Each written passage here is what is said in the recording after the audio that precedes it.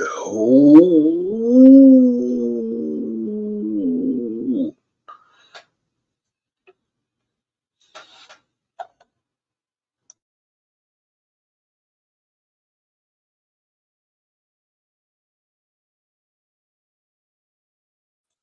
Yes. It's about that time when you're about to lose your mind. Let's go, people. Let's go. Let's go. Let's go. Let's go. Hit the thumbs up. Hit the thumbs up.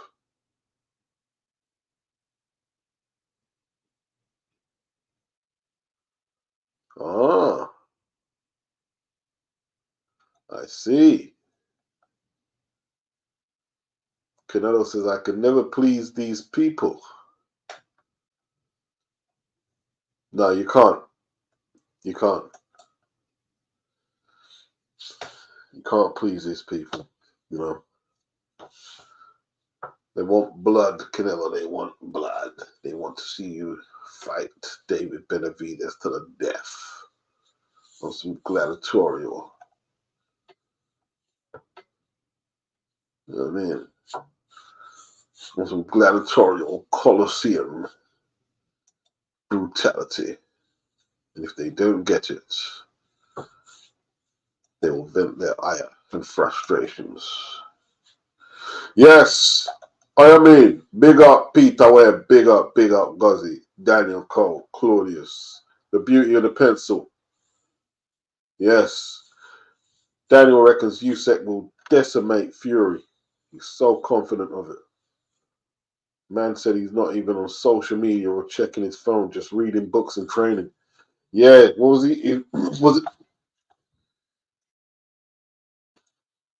Was he reading some book about psychology? I can't remember what the title of the book was.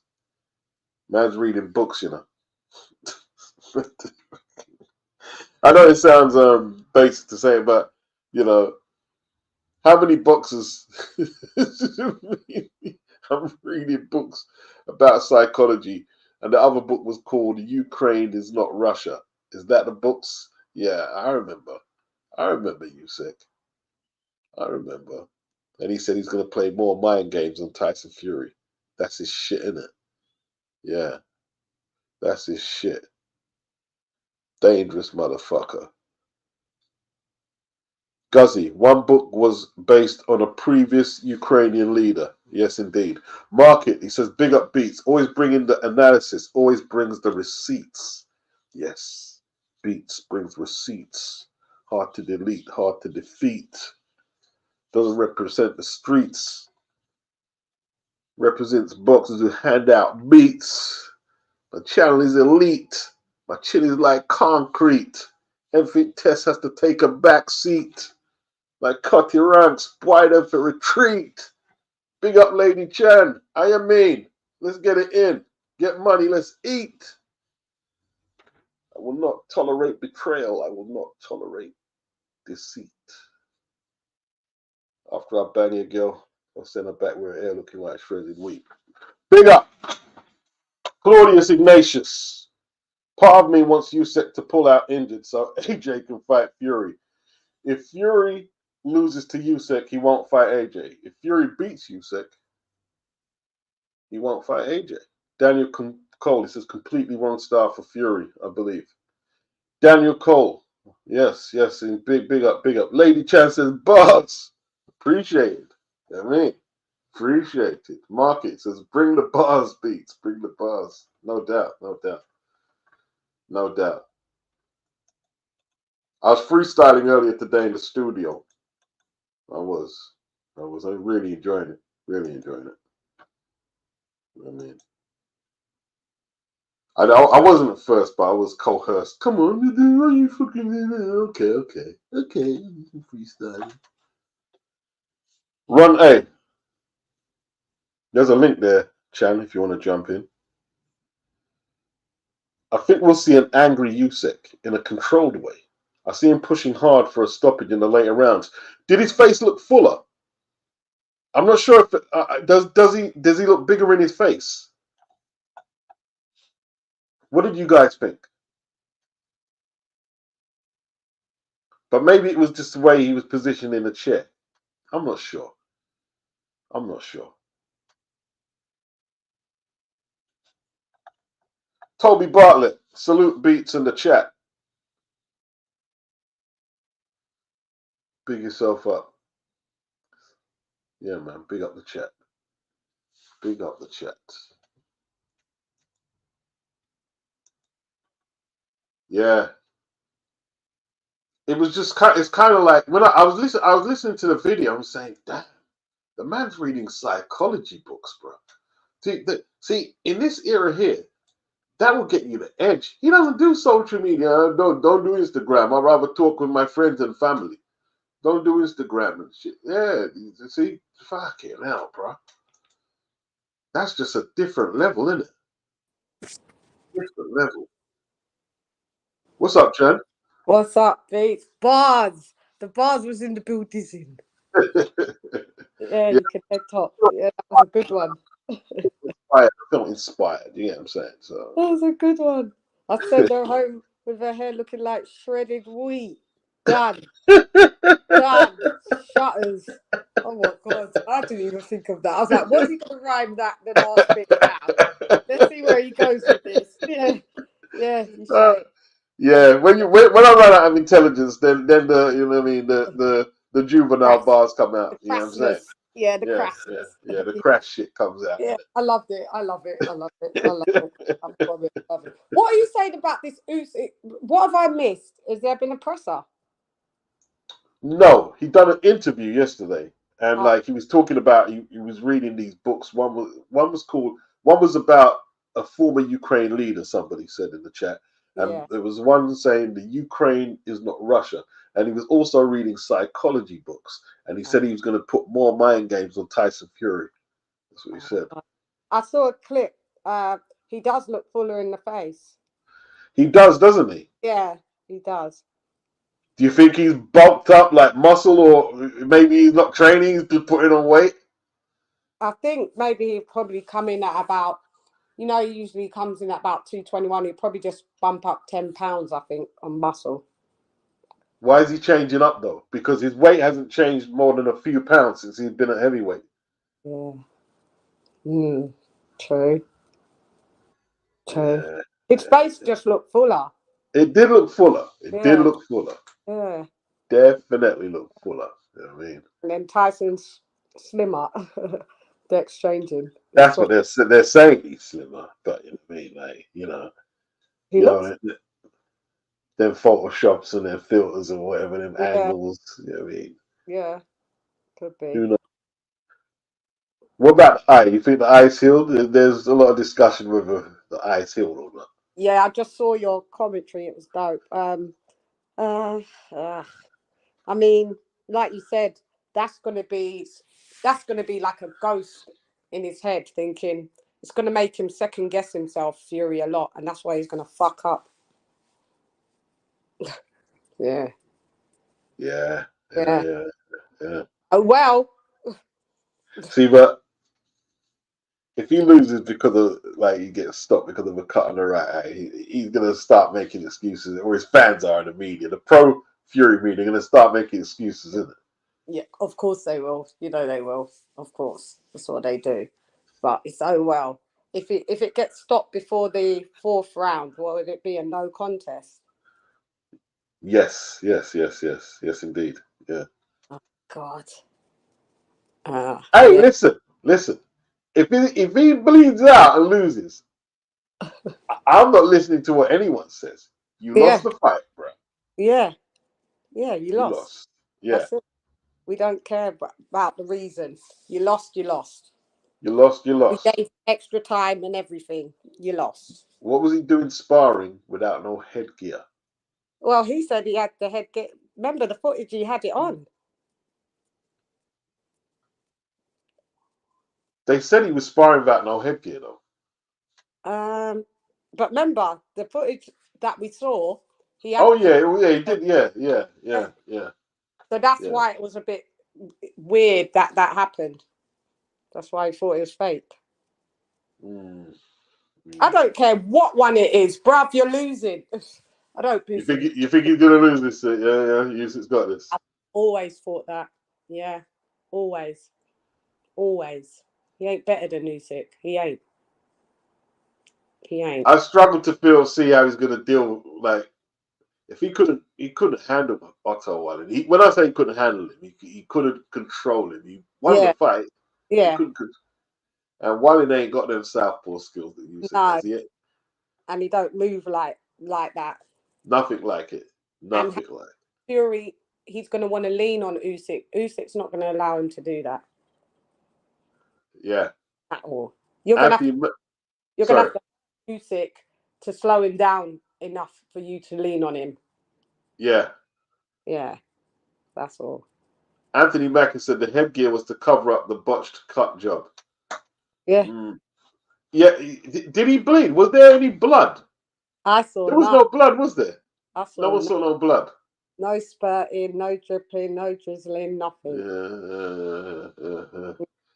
It's a little suspicious, Fury. Yeah. We'll say that. A little suspicious. Extra time. Yeah. I'm not sure if it's a fake cut, but at the same time, I don't trust it. Yeah. Yeah. I'll say that. Yeah. I don't trust it. What's going to happen? What, the fight? Yeah. I'm not sure. I don't even know either. That's sad to say. I'm not sure.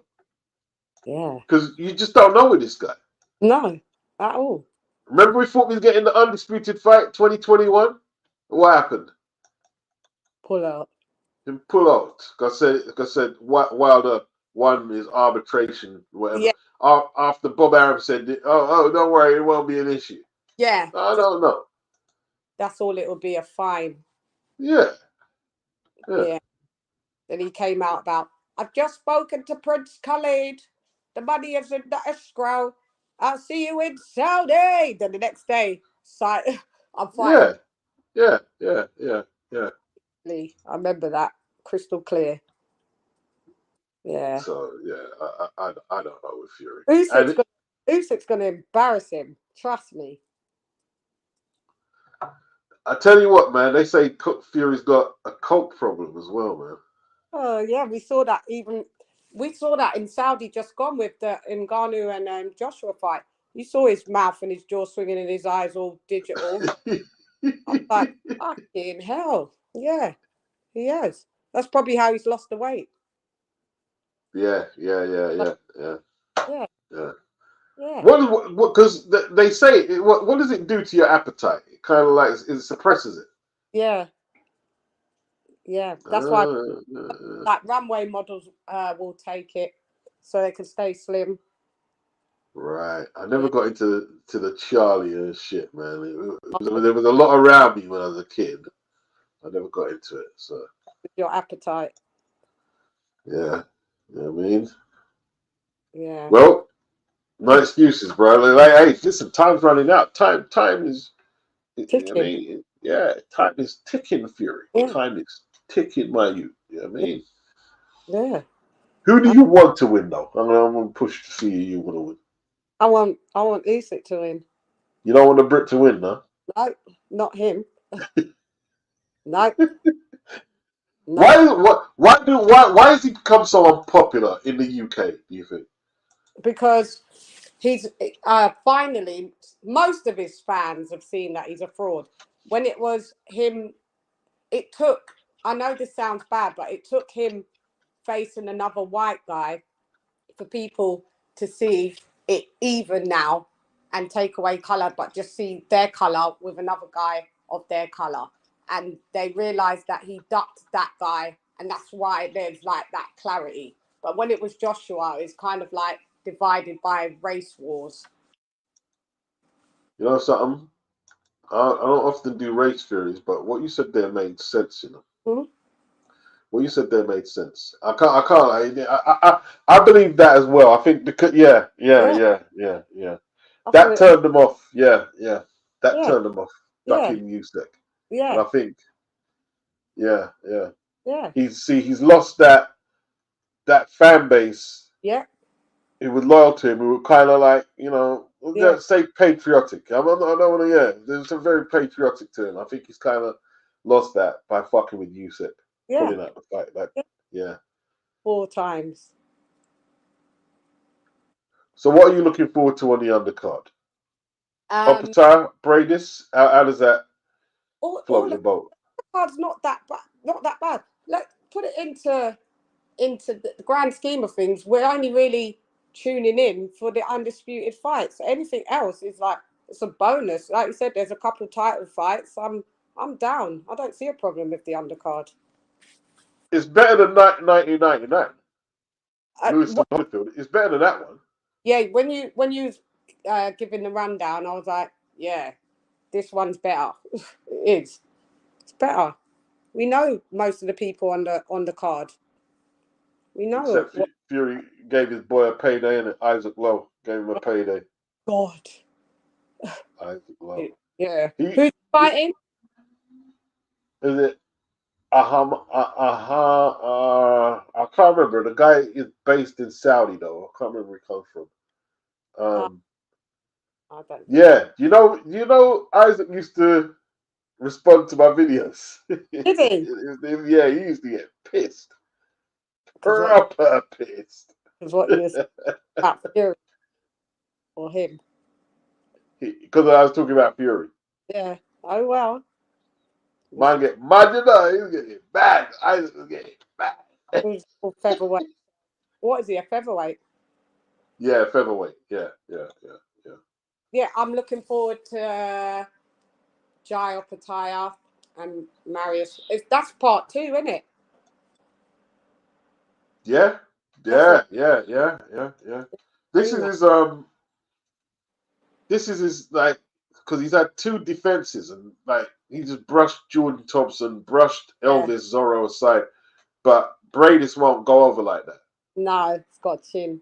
Strong guy. Bradis broke his jaw, man, in the last fight. Broke his jaw.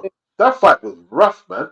That was a serious fight. Yeah, that was a brawl. 2 places his jaw was broken, Giles. How tough is Bradis? He took a beating in the first, like, what was it, 6 or 8 or whatever in the first half. He didn't get dropped at all, did he? I don't think he got decked. I can't remember if he got decked. He took an absolute. Jai gave him a flipping beating. Yeah. And he just held it down, bro. And he's old. Yeah. That was the last great cruiserweight fight, you know. Yeah. It's Bradis versus Jai. Before that, I liked him against Usyk. He gave Usyk a tough fight as well. Yes, he did. Yeah. He did. Who else is on the card? Who else we got on the card? Joe Cordina versus Anthony Kakase. I remember Kakase, but I can't remember what fight I've seen him fight. I remember seeing him outpoint the kid from Leicester, Leon Woodstock, and a few other people. He's not a bad boxer. You know what I mean? He ain't got much not much power. Yeah. So Joe's probably gonna be chasing a lot. Yeah. You know. What I want to talk about is just flip side. You know, Richardson Hitchens, who he's fighting. Leon. Yeah. Listen, that guy can bang. At what level though can he bang? At level. Listen, he's got. I think he's like 90% knockout ratio. I think he's nearly knocked out everyone. He's undefeated. No, 29-0, 19 knockouts. 19 knockouts. Oh, okay. He's 19 knockouts. I watched a couple of his fights and his knockouts and his fight style. Richardson Hitchens, I don't know how he's going to keep him off him. Did you watch the Lee Selby Lima fight? Battered, dropped him. Yeah, but Lee had his success, man. He had him cut, and he rocked him a few times as well. Only in the first and second round. By the 5th round, he was stopped, wasn't he? 5th round, 6th round. Yeah, but Lee's washed, like Lee's washed now, man. Yeah, you know what I mean, like, he didn't have no power. He couldn't keep. Once he couldn't, he just kept running. In the end, Lee. He ran. Literally. Yeah, he got Selby at the right time, man. He got Selby at the right time. and I've seen him against like other guys. But do you know what I've noticed? This is what I've noticed. The guys that he's knocked out don't have power. There you go. Yeah. And he started at 135, and he's only 5'5". My man's got 5 inches on height, 74-inch reach. This guy he's gonna struggle. I feel he's gonna struggle. I've seen him with the taller fighters though, and he knocked them out. Yeah, but they're not Richardson. Richardson got that laser-like jab, man. Yeah. You know what I mean? Got that laser. I think it's still going to be tough for him. You think so? I don't think so, you know. This guy's relentless. The pressure is relentless. Yeah, but when he takes a couple of them lasers. He's got a chin, though. Yeah, but like who's he got hit by? Like Richardson's not a big puncher, though. Yeah, he's not a big puncher either, though. Yeah. Listen. I'm looking forward to it, though. I'm looking forward to it. Me too. It's going to be a tough one. Me too. And who else is fighting on Saturday? Who else is fighting? Sky Nicholson against Sarah Mumford is her name. Yeah. About them too tough. Featherweight title. I think one of the titles that Amanda Serrano vacated. Oh, yeah. They also got Mark Castro. I know that name. I can't pick Yeah, Mexican super featherweight. They got Galal Yafai. Oh yeah, yeah. So it should be an all right card. Not bad. Decent. Hayam, what's going on, Hayam? See, I link there, Hayam. If you want to talk some boxing, see, I link there. Yeah, gonna be it's a decent card. The undercard for the Saudi is decent. I don't mind it for £20 or 25. What is it? £25? Are you a regular on the zone? Yeah. 24. Okay, yeah, not too bad. You'll get it back in super chats probably. Yeah, you'd hope so. Yeah, probably. It'll be a long fight because the Saudi drag out their cards are long. They drag them out, man. Yeah. Like 7 hours. By now, you know what I mean? Like, people shouldn't be dragging out cards like that, should they? Shouldn't be dragging out cards. 7 hours. Yeah. Yeah, too long. Too long. But not complaining. It's all right, like, they're reckoning. How long was that? 7 hours. Yeah, but they had the fights, though, didn't they? Yeah. They had the fights, man. They had the fights. But it's the gap in between fights. That's why they drag it out. Remember, like half an hour. The gap between, It should never be more than 10 minutes. Yeah, really. 10 minutes, man. And get the ring walks on. But yeah, other than that, and then also, what's happening with SugarHill? Everyone's left him. A Coley, Ben Whittaker. He's still with Fury, though, isn't it? Well, I hope so. I don't know. I haven't seen him train with him. I assume he is. Not unless John Fury's took over. I've only seen John Fury train.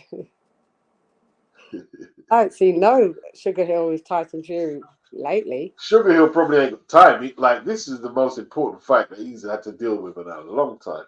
Yeah. Because if he loses, John's going to blame him, innit? Yeah. And all of John's section is going to blame SugarHill. Yeah. Look what you've done to him. Look what you've done to Tyson. Fucking SugarHill. Should he not get any blame? What? Okay, should he take all the credit if he wins? But who's he really trained, like, properly? Adonis Stevenson. Oh yeah. Okay. Give him that. And is it Tony? I think he used to train Tony Harrison, SugarHill. Did he? I think so. I'm sure he did. Yeah. He was part of the squad.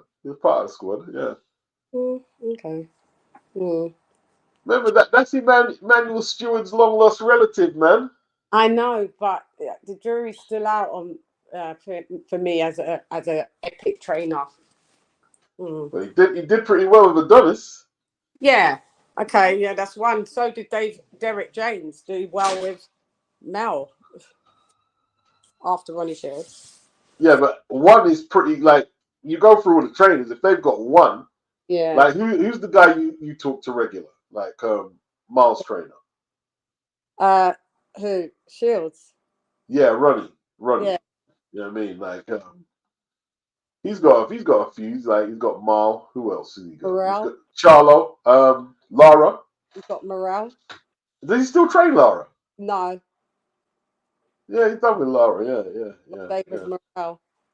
And yeah. he's got that the other Cuban guy that was on the card the other day. That's starching people. Forget his name.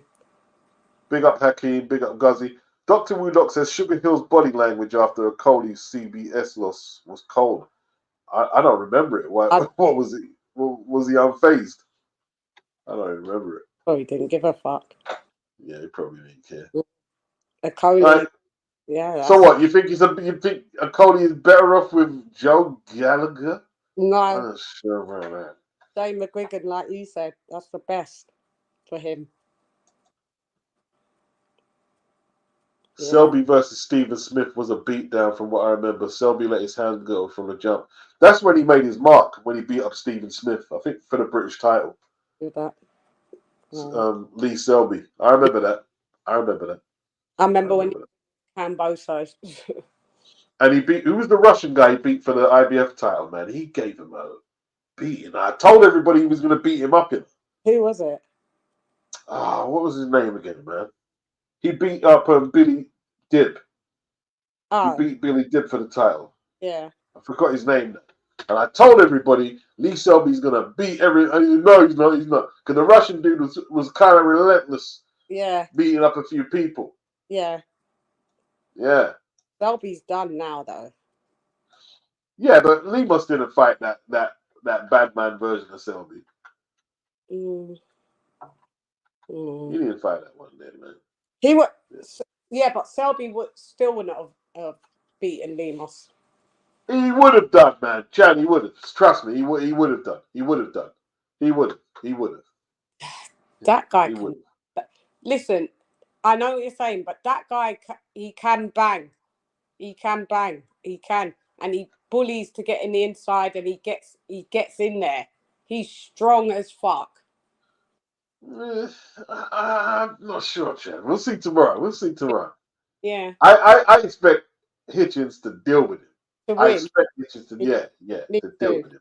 But I think it's just going to be a bit uncomfortable for him for a minute. Gradovich. That's the Evgeny Gradovich. Okay. That was on Joshua was on that card. I'm just having a look now. Sure, Joshua. Yeah, he knocked out Kevin Johnson that day. Oh, years Yeah, back. yeah. Mm. Kel Brook beat Frankie Gavin that day. Kel was the main event. Yeah. Who was the main event actually? Because you got Kel Brook and you got Jorge Linares versus Kevin Mitchell. Who was the main? Kel. I'm not sure. I'm assuming it was Kel. It was Kel. Yeah. Probably Kel. And then Linares and Mitchell was probably Chiefs. Yeah, co-main. Yeah. Hey, Kevin nearly beat up Mitchell that time, bro. He had him down. He had, nearly beat Linares. He had Linares down. Yeah. That was a serious fight, man. Hang on, did Loma get Linares down as well? No, Linares dropped Loma, didn't he? Yeah, he did. Yeah. Yeah, he could bang Linares. Yeah, he could fight, man. He could fight. Yeah. He could fight. Definitely could fight. Well, we shall see what this undisputed shall bring. Who do you want to win? I don't want to be biased against the British guy. Like that's the thing. So I'm trying not to be biased. You know what I mean? Yeah. So I'm trying to be neutral. Yeah. But Fury pisses me off so much. It's hard not to want to root against him. You know what I mean? Yeah.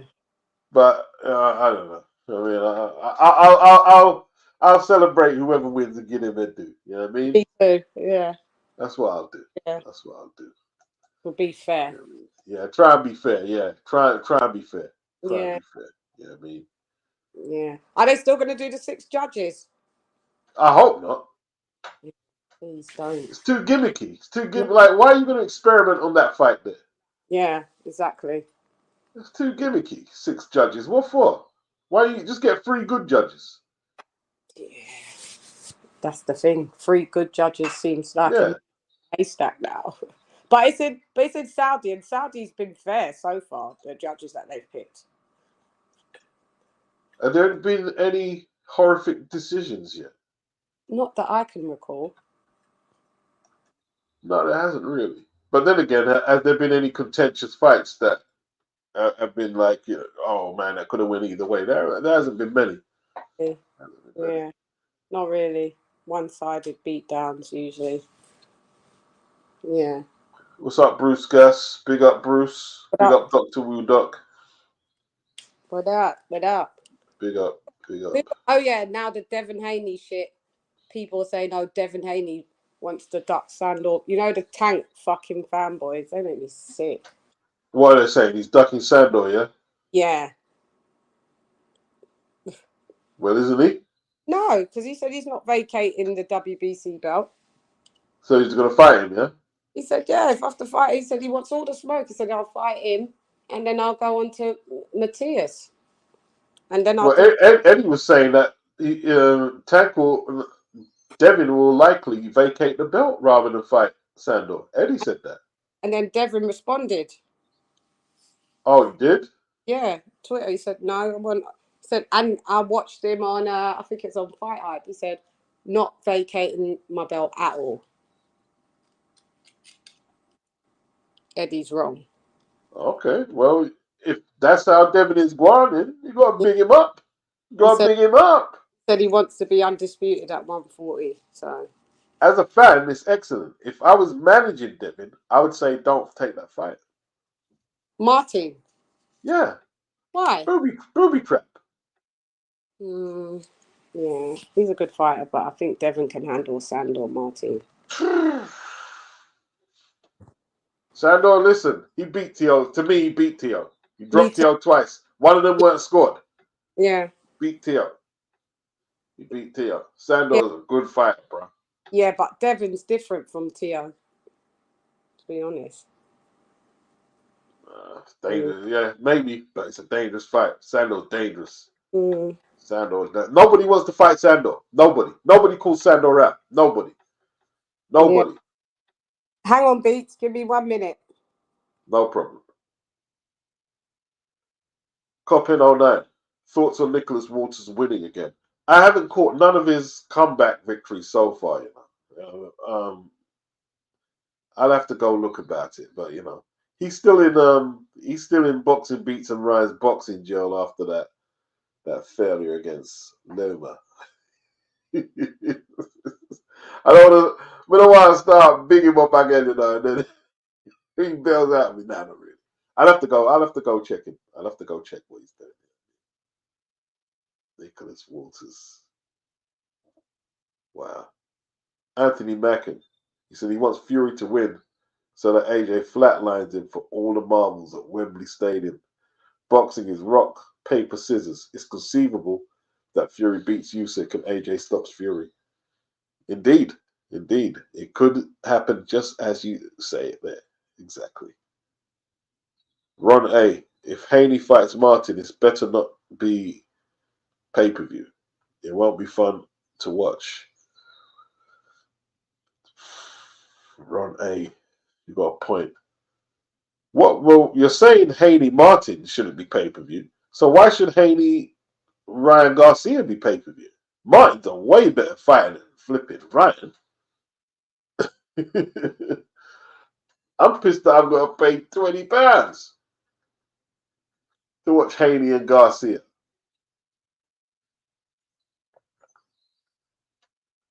But Garcia is demanding such a big purse, they've got to put it on pay-per-view. The pay the wanker. Is what it is. Tesco Joe reps my hometown. That's the only I got to respect him. Okay, that's the reason you respect him. But he's an annoying guy, I can't lie. Joe Gallagher. Joe Gallagher is the most annoying person in boxing. Definitely. Definitely the most annoying.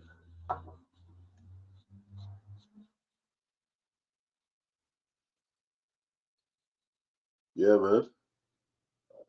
Big up Hakeem. Ron A. He says, nah, I think this is set up for Hitchens to look good.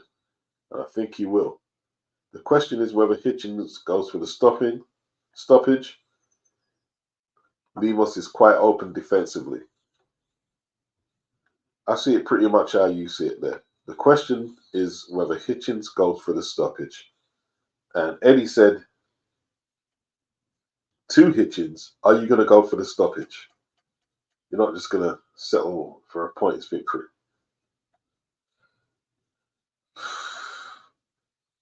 You know the problem I have with that? I would like to see him look entertaining, but if he tries to be something he's not, which is a two-handed daredevil, they could ruin this kid, you know what I mean? I don't know. Maybe he should just stick to what he does, but not an extreme, like, cautious, like Shakur. We don't want to see that. Don't want to see that.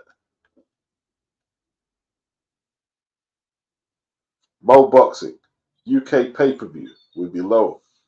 Most people will be asleep. Who are we talking about? Haney and Ryan? It's going to do shit numbers over here, Mo. It's going to do absolute crap numbers over here. Most people don't know who Devin Haney is in the UK. And Ryan's not that, well, Ryan might be popular to a certain demographic of gamers and influencers. He might be more accessible to them. That might be the case.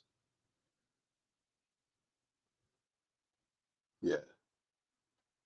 Nobody knows him. Like, nobody's buying that. Nobody's buying that pay-per-view out here. You'd be lucky if it does 30,000. I'm being honest. At 4 or 5 a.m. in the morning, only a few fighters across the pond can sell pay-per-view at that time in the morning. I don't even think Canelo can. Mike Tyson is one of them. Floyd Mayweather is one of them.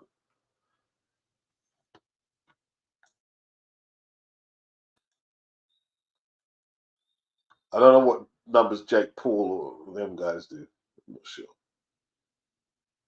Yeah. Yeah, man.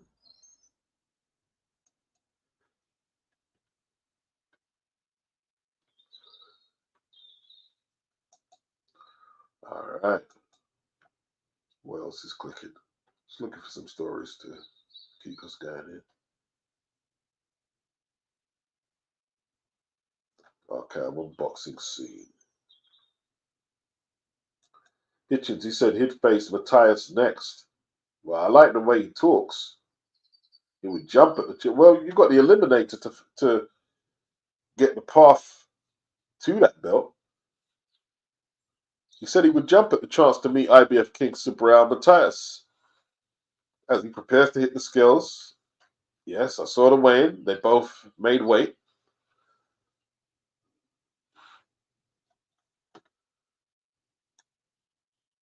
So he's got to do what he's got to do.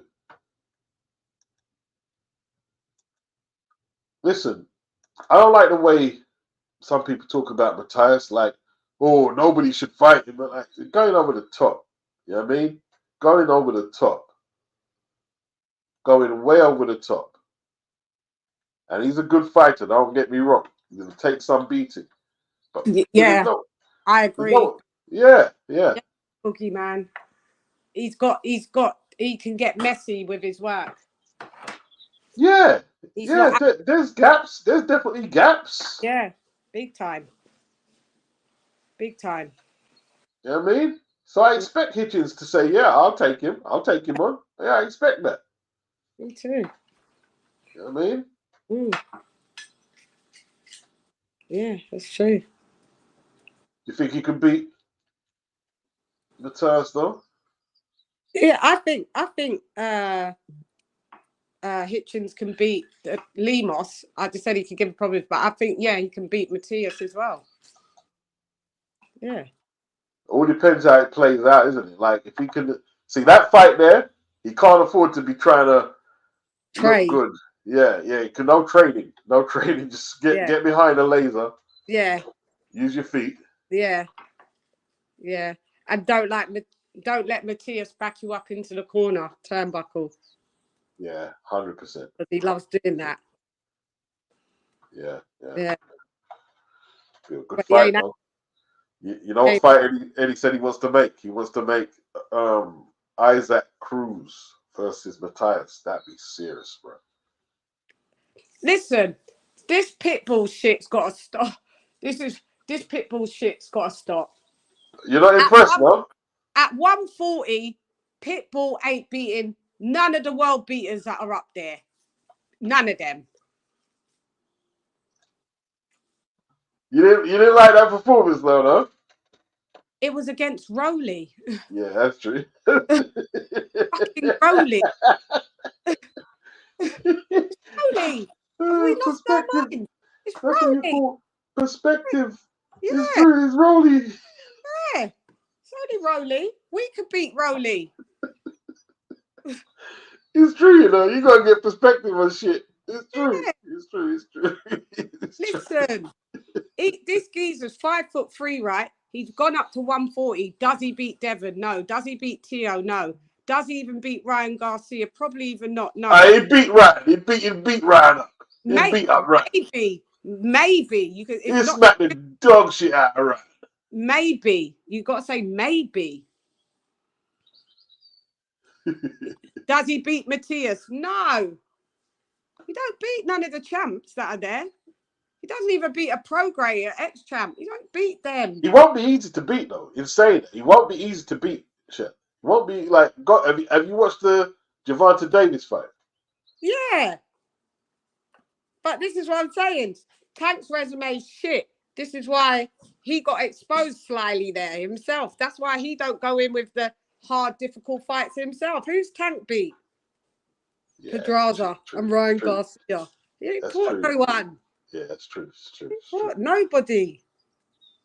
And Leo Santa Cruz. You don't think the Frank Martin fight is a good step up? Step where? Step where? Oh man, Frank's not bad. He's not bad. He's not bad. What's he done? What's Frank done? Nothing really. Nothing. He got gifted his last fight. Yeah. Face, what's up, bro? What's good? I literally just see this link, so I thought, let me jump on. What's happening? Yeah, man. We're waiting for you to get that Sean John interview, man. Yeah, man. No, Tuesday, from 9 o'clock. Obviously, breakdown. It's a short one this week because there's only like the matchroom card on. So yeah, it's a nice little extended. Obviously, we've got to catch up, and like I said, got to put him up on a couple of the charges and just see what he's got to say. Yeah. Because he had that smoke for AJ, bro. He had smoke. To be honest, though, I knew he's always going to have that smoke for AJ because he did want that fight when they was over at match. There's always going to be a bit of anger, I suppose, to that situation. You wanted the Zhang fight. That was one of the reasons they went over there, is to try and get the AJ fight, but just because I guess Eddie and them lot wanted to do that one internationally, and they had more. They just wanted to do the fight before they left, and it was kind of hard for them to get fights when they was over there. That was the big fight, so to speak. So yeah, that's kind of what happened. That's why he had that smoke. Yeah, so everything. So the stuff that he's saying, it's like it's not all. It's not all. It's the same as like anyone who's on Wilder's team. That they're not gonna always have glowing reviews. You know what I mean? It's them ones. Yeah, bias. Certain bias. Did you hear the smoke that Zhang's trainer had for AJ Shen on October Red's channel. He had smoke. I think she dropped Sorry, off. yeah, my Oh, there battery she is. died. Sorry. Yeah, he had smoke. What was you saying, Base? Sorry, I didn't hear. Sean George. Oh no, it was just that on Tuesday, Sean George is going to be on the breakdown show. Who? So we'll talk about obviously the last Zhang performance and everything, and we'll have to. I've got to pull him up on the charges of how he was talking about AJ before the Ngannou fight. Who is that? Zhang's manager, Trainer. His trainer. Trainer. He had the smoke for AJ, bro. He had the smoke. AJ already beat him though in the Olympics. Boy, listen, they don't care what AJ's accomplished. As far as they're concerned, it's never good enough. Yeah. Never good enough, man. You know what I mean? Never good enough. Can he speak English, Base? Who is Sean George?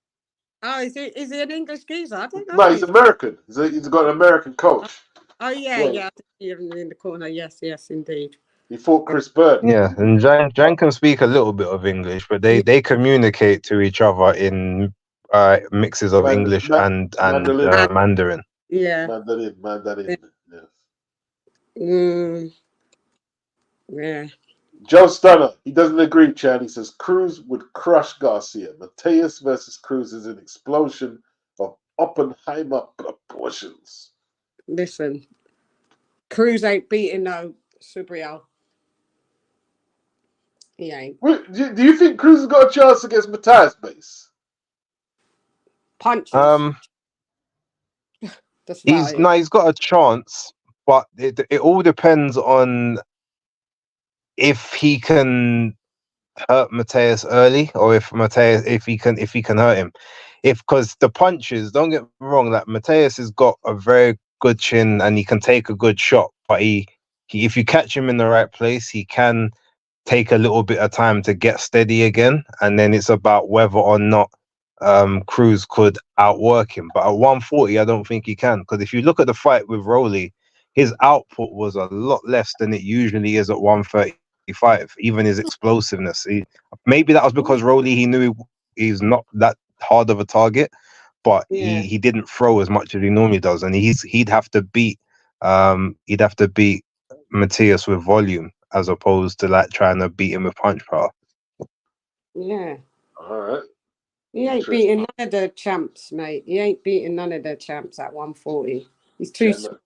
No. He's too small for that division. Sorry, he is. Yeah, I think if because like let's keep it real, man. Rolly's boxing was garbage, weren't it? It always has been. Yeah. Yeah. Always has been. He was scared. He was scared of Cruz. Yeah. He was scared. Yeah. See on his face, man. Anthony Mackin said it there. Rolly is awful. He's awful. Watch Rolly get another title shot at 147 coming off a loss. That's scary. What are you saying? Rolly against what's his name? Mario Barrios for the vacant WBC. I still have Barrios. Oh, no. Sorry. Yeah. That's terrible. No, Rolly, like everyone's levels above Rolly. Like Barrios is nothing special, but he'll stop Rolly as well. You put him up against anyone in the top 15 of the same size as him, not undersized people like Anthony Yiggett and Jackson Marinas and whatnot, and he gets stopped. It's not even a thing you got to question or debate about. But I still trying to figure out how so many people thought that Rolly would win that fight. I mean, what about his style or anything about him told you that he could win that? I don't get it. I had Pitbull beating him, but then I kept having this inkling. I was like, I think I tweeted it. I was like, why do I keep getting it? What if Brian does? I mean, what if what's his name? Rolly. I kept having this inkling, but no, he couldn't do it. He's staying. No, Yeah. I never once had that inkling. I was steadfast. I kept saying within. I said it should be within 5, but definitely by 8. That's even on my video, and I had no had no problem with that answer. Yeah. Yeah, I was pretty much convinced that Cruz had this. You know what I mean? Mm. And that's not even because Cruz is good, because Cruz is shit as well, but he's just better than Rolly. Yeah. Basically, yeah. And you got to put it in perspective, like He's the best out of a bad bunch. Out of yeah. I mean, we just got to look at the lineage of that belt, man. Like Old Face nearly beat Rolly. Yeah. Like Cruz, yeah. Beats. Rolly got beat by Martinez too. You forgot about that fight. Oh, Jackson Marinas. Jackson Marinas. Yeah. And did you see what Richard Comey did to Marinas? Just Yeah. splattered him all over the place. I agree with whoever said. I think Pitbull Cruz gonna lose at his first title defense. I think he's too small for the weight. I don't think he could beat nobody up there. Yeah. Yeah, but unless he gets a voluntary, because they're gonna give him some of these, isn't they? I mean, they probably gonna give him Tank since he with PBC, and Tank gonna get a belt at 140. Yeah, they're gonna hold that belt fucking hostage. No, they'll probably they'll probably do the Barroso fight first. They probably think he can get past Barroso, and then they will do the Tank fight because they don't want to just have it as like one and done. So they'll try and build it up that way. Yeah. I've been read whoever win this fight, they was gonna feed him the Tank. I've been read that. Yeah. Yeah, it will happen. But Barroso is, unless they can pay him off, he is due next. Like they have to see him, so they might get that out of the way first. Yeah. Hoping that the energy of the younger man can beat him. Yeah. Old Face put a beating on O'Hara, bro. Like beat down. O'Hara took a beating, man. Like that. Fight, we don't even know again now. Man, O'Hara. That's the end of his Golden Boy contract. They ain't gonna renew him. He's done. Done. Horrible debut. Was that his debut? Yeah. Yeah. Yeah. Wow. I don't want to see Rolly Romero on TV. I think my daughter could beat him, Beats. Yeah. Yeah, Rolly's just crap. Wow. Rolly's I thought Wilder was the worst boxer. That guy got to be the worst boxer I ever seen. Yeah, to be honest. Did you see Malignaggi picking Rolly to beat Cruz? I don't know why he did that. He just don't like. I don't know what's wrong with his predictions sometimes. That's wild. The only thing Paulie can do is analyze a fight. And when it comes to anything else, he's horrendous these days. Just put him on commentary. Otherwise, tell him to shut up. Yeah, he's biased too. Yeah. Paulie lost the plot, man. When he lost his was it the Showtime gig? Yeah. Yeah. Around that time there, he just wow, can't control it. He can't control his emotions. Yeah. And that's why you don't see him on network. That's why I like him on comedy. He's always been a hothead, though, hasn't he? Yeah. Wait, was it the show? No, it was wasn't it Sky Sports that he lost? Because that's where he was doing the most of his work. It was on Sky Sports. With Matchroom, I know with Sky, and then he had some altercation with a fan or something. Yeah, spat on him. Yeah. Hey, Biggs, what you think about your boy, the Ice X-Man? He back. Man, oh, Nicholas Walters. I can't abandon him totally, but I can't talk him up yet. I'd have to go and look at some of the fights. Has he looked good? I haven't seen. He looked alright in his last fight. He just fought the other day. Well, on Pro Box. Did he stop the guy or was it points? Yeah. Point. Yeah. He didn't get the knockout. It was a decision, but it was unanimous. Yeah. But he's fighting at 135 now, so. Who was on the Pro Box? I did watch it, but I forget who's his opponent. I forgot the kid, but but he ain't got no. It don't look like he got the same. He ain't got no pop at 135. Joseph Adorno. Who was it? Joseph Adorno. Yeah. Joseph. He ain't got no pop at 135. I do know that. Yeah, he's 38 too. Yeah, he's 38. I don't know. Let him I get don't another know, I fight don't in. Get some more of the Yeah, ring yeah. rust stuff. Mm. know. As long as he We'll don't see. quit on his stall again, he's good for the sport. Let him stay. Yeah, that. Yeah. Nicholas. He was out for 7 years. Wasn't Gotta he? feel bad for Jamel Yeah. Herring as well. He got screwed during the week. Who? I didn't see I didn't it. get to see that fight. He either. lost a I split thought- decision, although everyone thinks that he won. Who? Jamel Herring. Oh, did he Jamel fight? Herring. When did he fight last? Yeah, What I was think that it was on? on What program? Tuesday or Wednesday. I watched was the on Pro Triller. Box card. I do. Oh, okay. No wonder I ain't watching. I didn't see it. Yeah, I thought it was Triller he Fight TV stuff. But yeah, he lost split decision, but most people say he won the fight. came back out of retirement for that fight Yeah.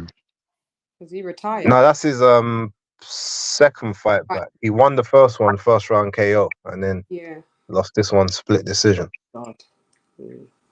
But his whole thing, he's come back at. He wants to fight in the UK. That's his dream. As long as once he does that, he'll probably go back into retirement.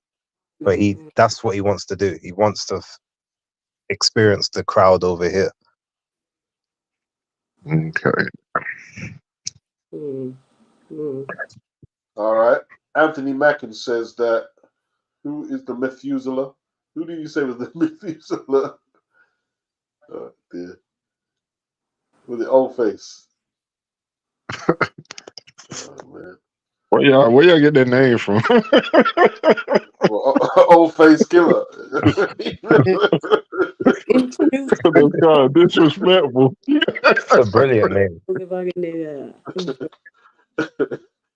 Oh dear. Yeah, man. Hey, he's a good fighter though. To me, that's getting him fronts, man. He's dangerous. He's a dangerous old dude. Yeah, that should give him off them performances. He should get some big fights though. At least another big fight. They'll probably rematch him with Rowley. Well, yeah, he's mandatory for the WBA, so he'll get a title shot. He has to, or they have to pay him a lot of money to step aside. Mm. And he ain't got time on his hands to step aside. What is he? Herring. 41, something like that? 41? True. Like 40 or something. He ain't 41, man. Well, He looks like, supposedly. yeah. I think he lying about his age. I think he's 47 actually. But then again, like, where's he from? Venezuela. Yeah. Yeah, it's hard knock life though. It's hard knock life out there. I know School people of in hard knocks. Venezuela beats. They don't look like But that. don't he 50. look like the brother that played Saga in the Street Fighter movie? Oh, Saga. Dowsing. He looks like the brother that played Saga. Saga. No, the brother that played The Saga in Spanish the one. Street Fighter movie Oh, from yeah, 1995. yeah. He looks just You're like right. him. It might have been him. I Yeah. don't know. Jeez. He looks like a mummy that's been unwrapped. He look like Yapit Kodo, son. Hey, he can fight though. He can fight. Yeah, he can fight. Can fight. Yeah. Yeah. He can Yeah, he back. can fight. Remember on the breakdown, I had him in the. He looked like the Skeletor from the Masters of the Universe video, just a darker shade. Mummy. B-man. You ever see Last of the Mohicans? I've still got the picture. I put them side by side. I couldn't tell the difference. Jesus. Gosh. I think he fought Joe Walcott in the Amateur. No, I'm gonna stop playing with his name because that guy could punch my lights out. I swear. Boy. Yeah, it's not a joke, man. Old face, I mean, about that Yo, so you say he's the mandatory for Pitbull Cruz? Mandatory for Henry Armstrong. Yeah. Oh, okay. You say Harry Armstrong?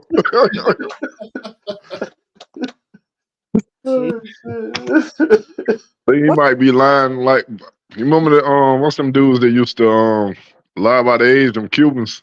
Ortiz and Frank. Ortiz lied about Bill beats. Ortiz said he saw Muhammad Ali fight live. and it was an early 70s fight as well.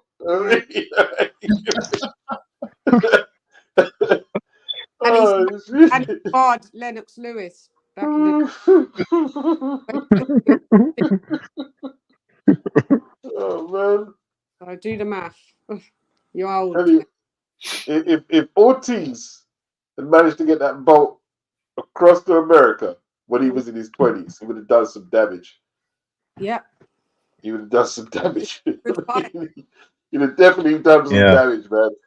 Yeah, I Let's mean, put it this way, right? The two parts of the body that never stop growing are the nose and the ears. Okay, that's why old people have big noses and big ears. It's true. Oh no! So you look at his ears; they're like fucking Dumbo. Massive. That's crazy. Yeah, man. Yeah, he old. What's happened to Andy Ruiz? He should be collecting his pension right about That's now. what not I in the want to ring, know. That's what I know. I want to know what is trying he to fight doing. out of the country. He's smoking weed, man. Andy's smoking weed. Yeah. Did you see all that? He had all them trees, them big bags of weed. Yeah, he need to just go ahead and retire. Yeah, may as well, mate. When the last time he fought? Charles He's Martin. fought 3 times in 5 years. I mean, no, or 2022.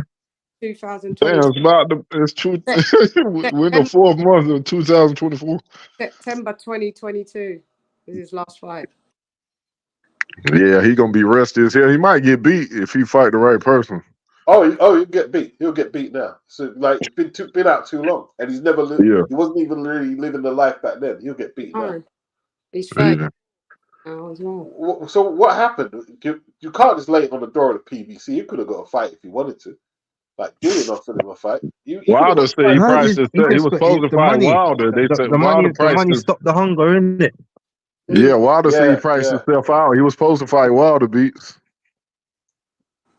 Nah, well, they were both. You see, you fight Anthony Joshua, you get life-changing money. You don't want to fight again after that. Yeah. How much did he get for the second? Look at Caleb Plant and Jamel Charlo. Yeah, like 15 million on the second one, isn't it, or something close to that? Look at Jamel Charlo. He ain't in a rush to come back after the Canelo payday. And Caleb Plant spent a year and a bit out of the ring after the beating from Canelo. When you hit those them mega paydays, all of a sudden life is different. Speaking of them guys, you just talk about who you think gonna win that fight, because I think they fight in a few more months. Caleb Plant and Charlo to win he slap. Who y'all got on that one? Plant. I got Plant too. Plant. Yeah, I mean, like Jamal's blew his career. It's just wasted. Did away. I just saw the look in his face after he got slapped in the mouth, beats. He ain't want no problems after. You could look at him because the dude didn't run after he slapped him. He stood there. You ain't do nothing. Yeah. Then the wives fought. Oh my God.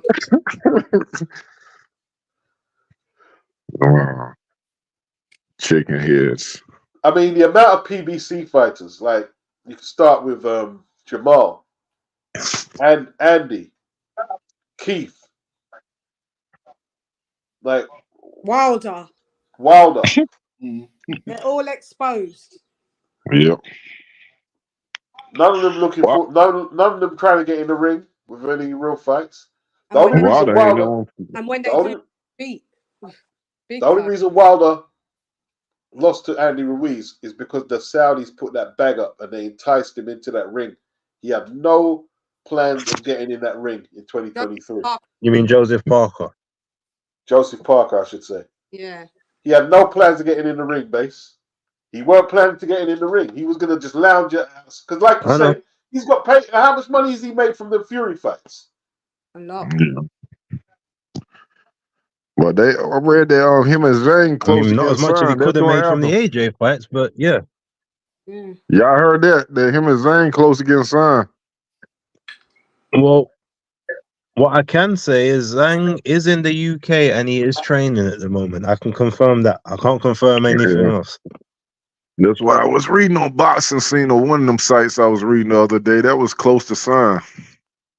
Mo Boxing said Andy got 14 million from the Saudis. That's a lot of bread. You could just sit back on your sack of weed and not get back up. And do them dudes be blowing their money though, Beats. Them guys be blowing their money. How you gonna blow 40 mil? They do. They do. I don't know how they do it, buying stupid shit. Man, Well, don't listen, forget, Andy's he's got the construction company as well, so he's making money from that. Andy smokes a bit of weed and eats. He ain't blowing no money. Deliveroo ain't taking that much money from him, Tom. Yeah. And they ain't taking that much money from him. You get a $500 bill from weekly dollar bill from Deliveroo. They ain't hurting for 40 million. It's not hurting 40 million, bro. You know what I mean? How much weed? He'll blow maybe $1,000 on weed, the best trees. It's all right. It's all right. Well, let's see boxers that blow more. Boxers had more money than that and blew it beats. Yeah, that's true. Mike Tyson. Yeah, they have. Like, who do you say, Joe? Mike Tyson. 200, 300 million. Yeah. Field. Aaron Barkley makes some millions. I think he's living at his aunt's house or something, or a relative's house right now. Yeah. Trinidad got messed up his money with bad investments. Yeah. Bruce Seldon was another one. He's living in a homeless hostel. I think he's got a studio flat now or something. Yeah, they say he's a security guard doing basic like static security or something. Yeah. Bruce Seldon. Yeah. So your guy down here beats, what's that dude that was world champion in my hometown? Bone Crusher Smith, he a school teacher here. But I think he's still got dough though. I think he just likes teaching. Is he broke? Okay. I don't know. He ain't look like he was broke when I seen him though. Yeah. I just say he teach school. He's got degrees and stuff like from university. He's not a dummy. That don't mean he can't blow his money though. Yeah. He's a very intelligent guy. Yeah, he'll school. He teaches school in Raleigh. Wow. That's it is pretty much like Muhammad Ali. Yeah. Did all his money. Yeah. Twice over. You know Pernell Whitaker too beats. Yeah. Pernell Whitaker. On coke. Wow. What about Badou Jack, former lightweight champion? Like when he was a kid. He started shining shoes when he was a kid. Became champion. Wore the best clothes, best women, best this, best that, and he ended up being a shoe shine man again. Ended up shining shoes again, and they even got video of him shining shoes, shining Gus Lesnovich, another pro boxer's shoes and shit. I was like, what the fuck is this? But he said, don't feel sorry for me. This is what he knows. You know what I mean? Joe Lewis was another one. He was a greeter at Vegas hotels or something like that. Yeah. Joe Lewis. Yep. Joe Lewis blew all his money. Yep. You know what I mean? Like, well, Uncle Sam took it all in taxes and stuff, and robbed. Frank Lucas paid off his lien, you know, to the government, the drug dealer. Oh, okay. Oh, wow. And Mildred Taylor blew his dough. Mildred Taylor's story is just horrible, man. What happened to him? Well, after he fought Chavez, and lost, he carried on and like he's obviously got is it what do they call it? Is it CT or CTI? Yeah, CTE. CTE. But he had some apartment complexes after you start, but some kind of way he lost them. Yeah. He was like he had real estate. I remember watching that documentary, and he was talking, and he was the way he slurred them words, and he was still planning to get in the ring and fight. I was like, "Whoa, man!" And that's about to happen to Errol Spence if he keeps on boxing. Yeah. Because I saw Errol Spence. I wasn't beats. He sounded like something wrong with him. Even when he got in the ring after the Tim DeZoo fight, he sounded like he didn't talk like that a few years ago. That's what I was saying. Yeah. Wow. And his eyes still look glassy, like I think he got a head injury. He looked out of shape. John Dealey said Sonny Liston lost his dough. So many of them lost their money, man. That's why I don't see Andy Ruiz with dough beats, and he been out in the rain. You still spending money. You ain't been fighting. Hakeem says you can only diagnose at after death beats. CTE What are we talking about CTE. in regards to what? CTE. Oh, you can only diagnose that after death. Is that what Yeah. they're saying? Yeah. Yeah, but he showed signs of it though. But he's got like brain damage, some neurological. Yeah. What about Tommy Hearns, man? He had to auction off all his belts and his memorabilia and stuff, man. Yeah, he's got brain damage. Especially Terry Norris. Yeah. Oh, Terry Norris got horrible brain damage. Riddick Bowe. Yeah. Riddick Bowe was asking for money for interviews, but so was Jamal recently, wasn't he? Or he was asking, is it the influencer to get paid for announcing his boxing event or something? James Toney. Yeah, he sounds like his slurring his words bad now. James Turner slurring real bad. Yeah. He ain't got much of his money either. No. What do you reckon against Joe Joyce? Say that again, Joe? What do you reckon of Derek Chisora against Joe Joyce, if you want to talk about CTE? Oh, gosh. Well, Derek, if he can get through the medicals, Derek said when he starts slurring his words, he'll stop. Here it is. That's what he said. That's what he said. Then, isn't it? He sounds me. You gotta let boxers be boxers, man. It is what it is, I was watching old interviews of Derek Chisora when he was going to fight Tyson Fury, and then forward it to now. He slurs now. Yeah. Yeah, well, look at the punches he's taken, man. You know what I mean? Yeah. Took some hard punches, man. Man's been in the ring with Vitaly Klitschko, David Hay, Joseph Parker, Alexander Usyk. You name him, he's fought him, man.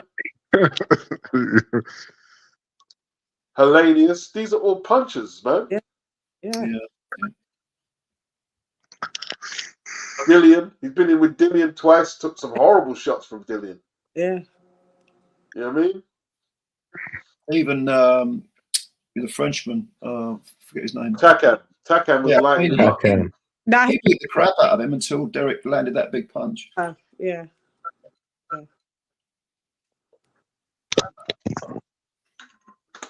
Yeah, Told. I have to agree with you on that, man. See Derek bigging up Nigel Farage. That's when I was at Derek. I know.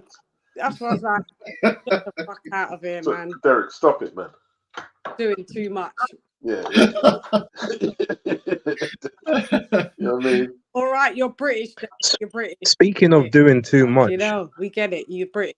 No, speaking of doing too much, the Zone trying to put Haney and Garcia on pay-per-view over here. Down to reduce the price, isn't it? From it's $80 in America. I think it's $70. But no, but even then, but it's £20. But remember, Garcia and Davis wasn't on pay-per-view over here. So why are we paying pay-per-view for Haney and Garcia? Because they're trying to extort everybody. That's why. It's an extortion racket now. And I'm watching on Sports Fire. Watching on Sports Fire on the Fire Stick. Yep. Yeah, there's that as well. But with that trash undercard, they ain't getting my money. Like Ryan versus Haney ain't a super fight. Like they put too much on pay-per-view across the pond, and now they're trying to flipping spread all that pay-per-view. Let's do over everywhere now. Now they're trying to bring it over here. £20 for that 4 or 5 a.m. in the morning to watch Ryan quit after he gets a few punches.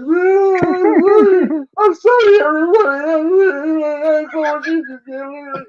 Come on, man.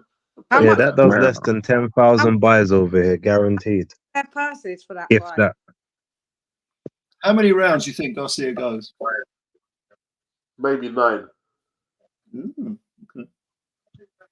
I'll say 8 to 7. Yeah, I was going to say 7. Yeah, because the dude got quit in him. Yeah.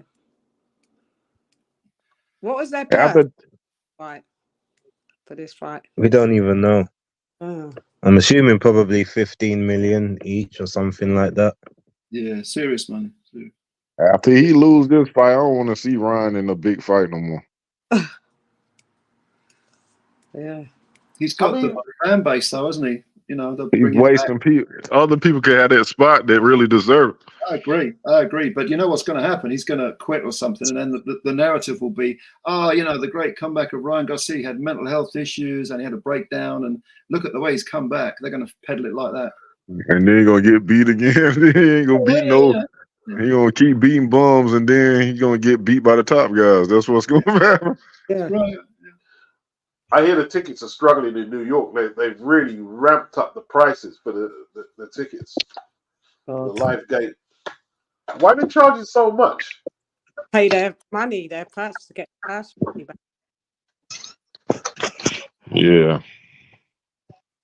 They might have to lower the ticket prices or something, because they have. They've lowered the pay-per-view price. I don't know about the ticket prices. Yeah, because nobody, he ain't gonna win that fight, Beats. I don't even know why he a major player like that.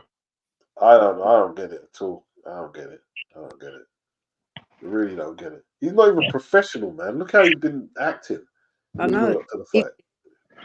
What's that guy that UK almost knocked him out? I knew he wasn't gonna be shit after that. What's that kid from the UK that almost knocked him out? Luke Campbell, yeah.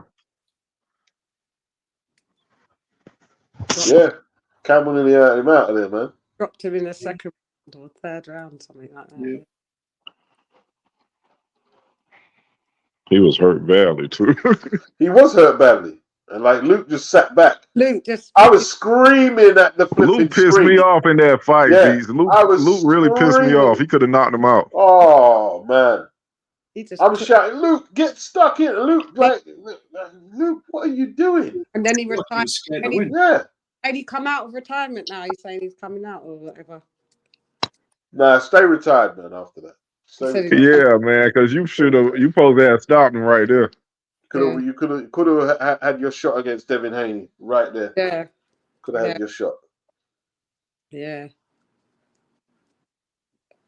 Copend 09 says Ryan's fan base is online only, meaning like they're basically just social media bots. Yeah. He's a TikToker.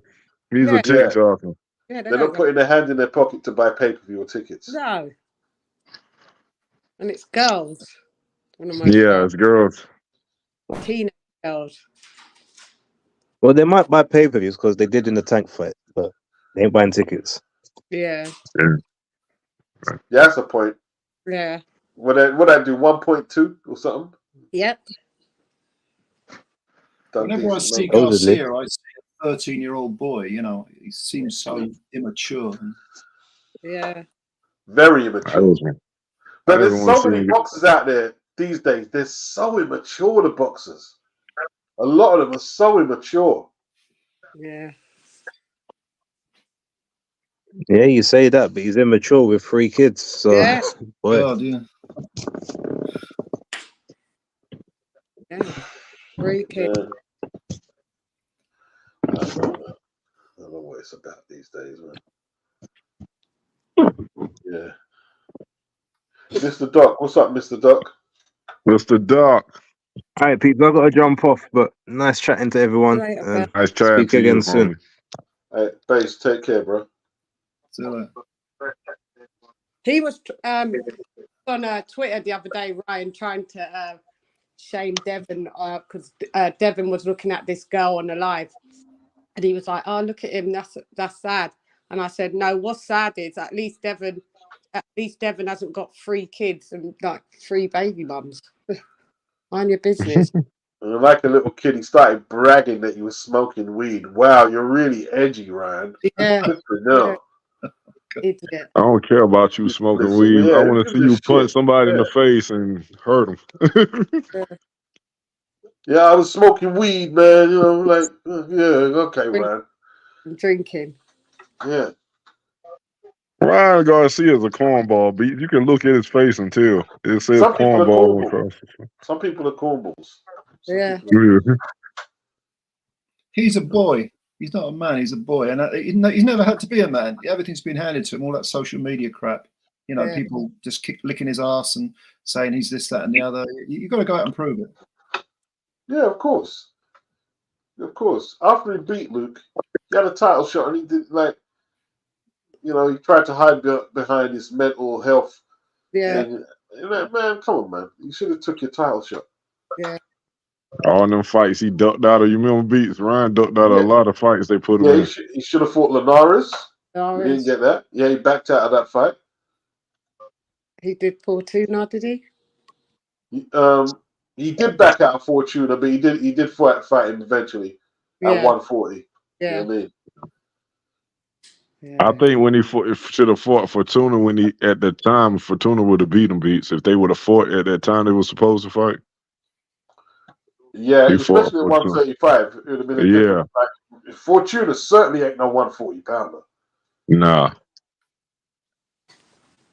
Because I'm not impressed. After that Luke Campbell, I told people Tank was going to beat him. I ain't even. Toby Bartlett said, how can DAZN charge £25 for Fury versus Usyk with a great undercard and 20 for Haney versus Garcia with a shit undercard in the early hours too? They're doing a lot of inconsistent stuff. Like they charge £80 for Ngannou versus Fury, but they're charging 70 for Usyk versus Fury. I'm gonna pay for Usyk versus Fury, but I'm not paying for Devin Haney versus Ryan. Well, Chris. That's not a competitive fight to me. I don't know what you think, but I'm like, that's going to be an ass whooping. What do you? That's why. Absolute ass whooping. Yeah. I don't want to pay for ass whoopings no more. That's why I don't buy none of Tank fights. And I heard you guys talking about like Ryan and his, I've been smoking weed. Can I say something as a West Coaster? Yeah. Bruh, this is like saying, I drink beer.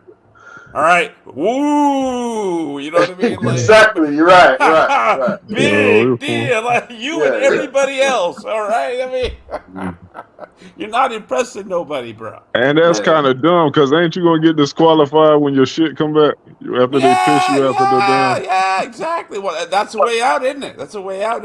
That's this generation all over just snitch on themselves. You know what I mean? Mm-hmm.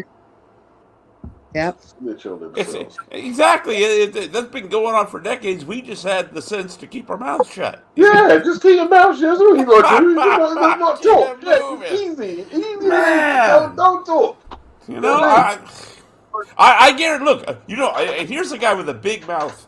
Beats, right? I guarantee. I would lay any money. James Toney has had himself, a couple dubers in his day. Oh, You don't hear him running on about that.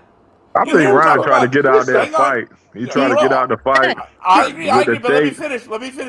James Toney, you heard James Toney. Sorry, Shan, you heard James Toney talking about how he's going to whoop fill in the blank's ass. Yeah. Look, man. Ryan's been trying to sabotage that fight for weeks. Yeah. I don't know if anyone saw my Tyrone Trice interview. James Toney pulled out an M16 on me. James don't talk about that shit. James is I remember. Yeah. Exactly.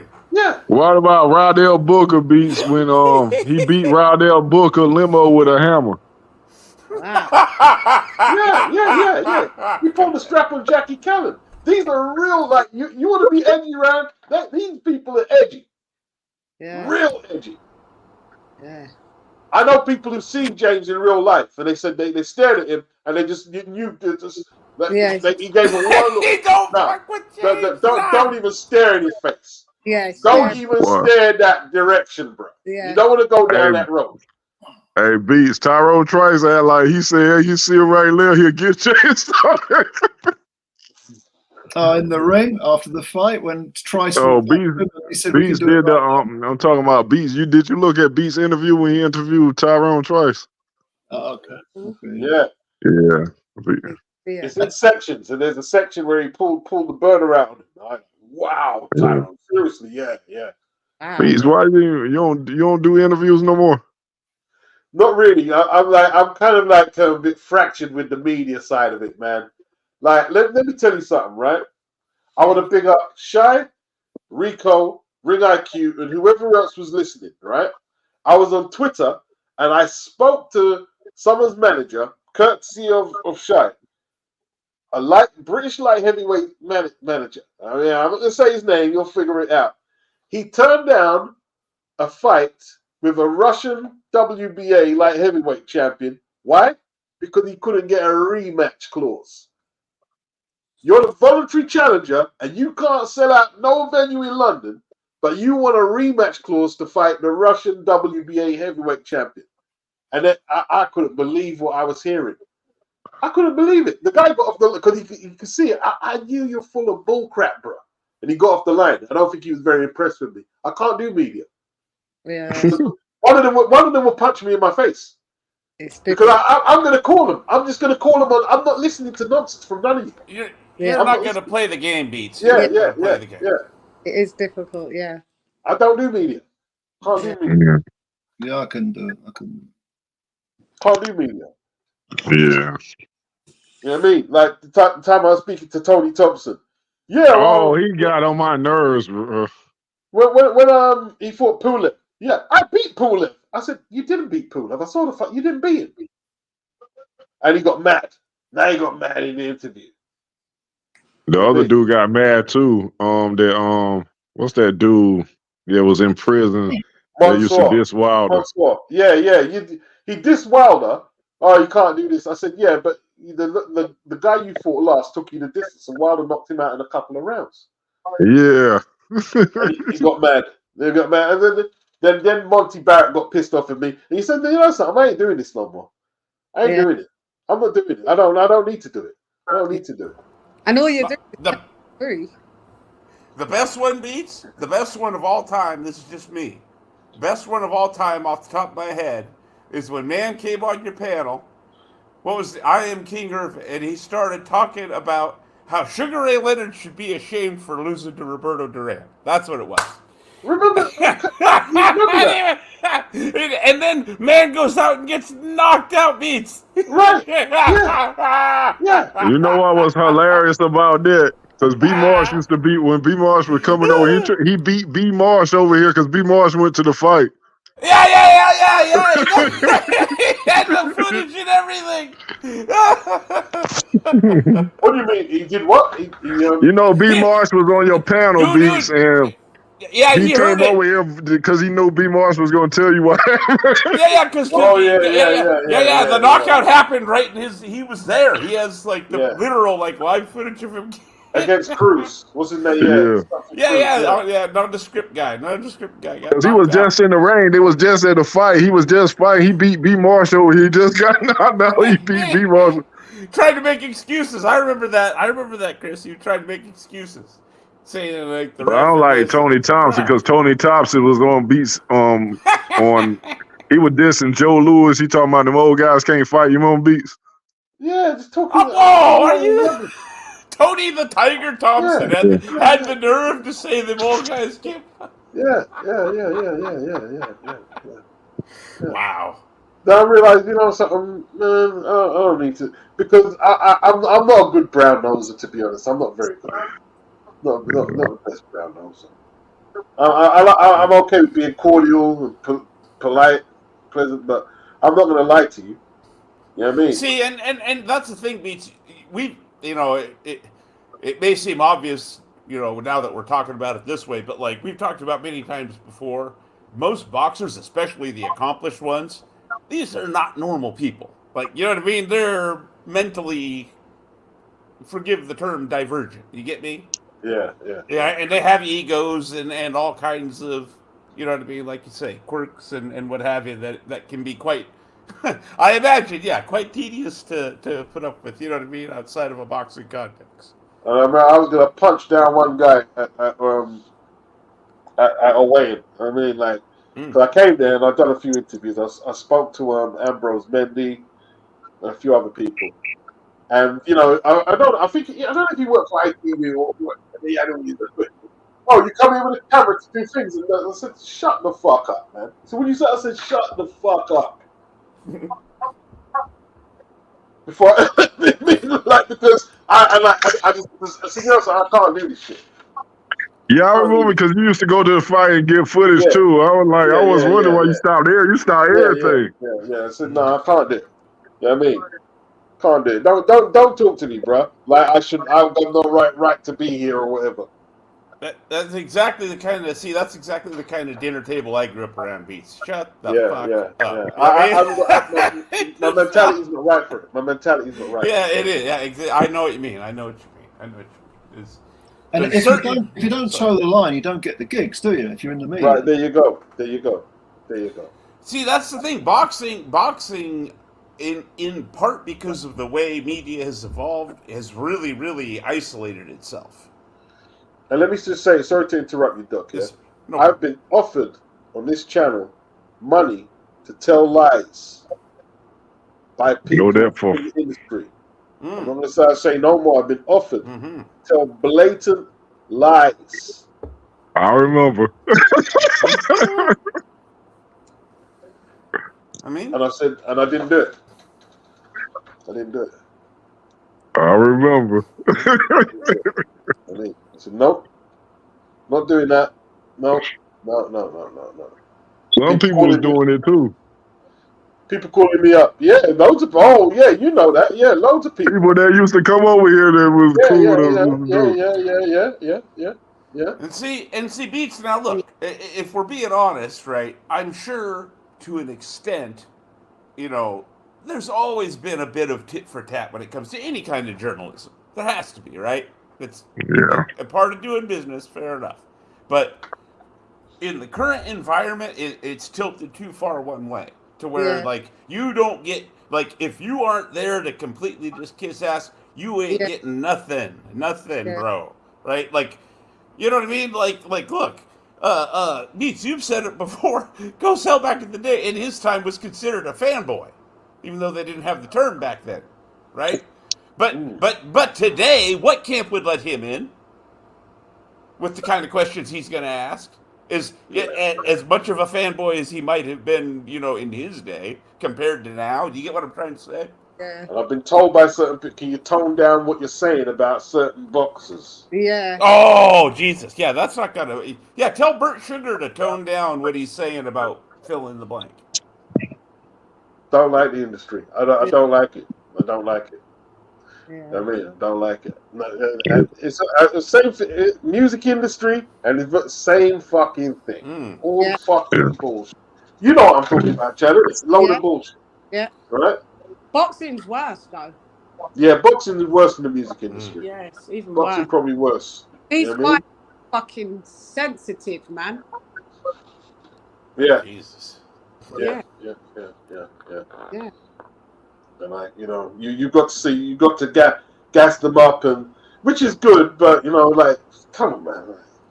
Carlos Takam comes on my channel all the time, right? But how many times I picked against him to lose, and he doesn't take it? No way. He's one of the very few. See, basic things like that, even, right? This is what I'm talking about. Back in the day, that, you know what I mean? That wouldn't, you wouldn't be like, oh, this guy, you know what I mean? That would be normal procedure. The majority of people.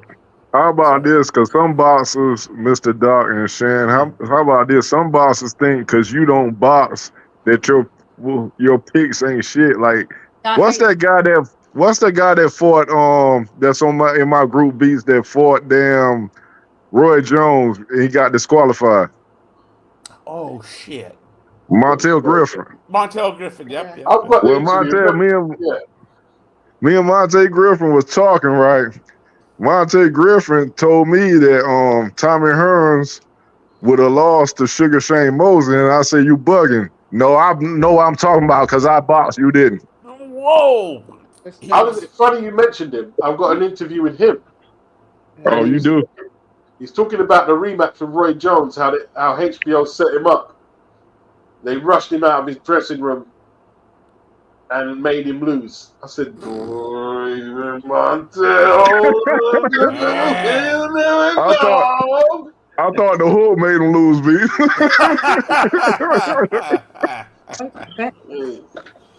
Yeah. Well, do y'all think Shane Mosley would have beat Tommy Hearns? No. My man. Look, beat Tommy Hearns.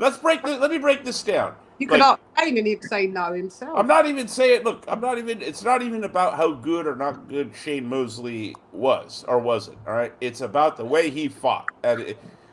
Dude comes in square on number one.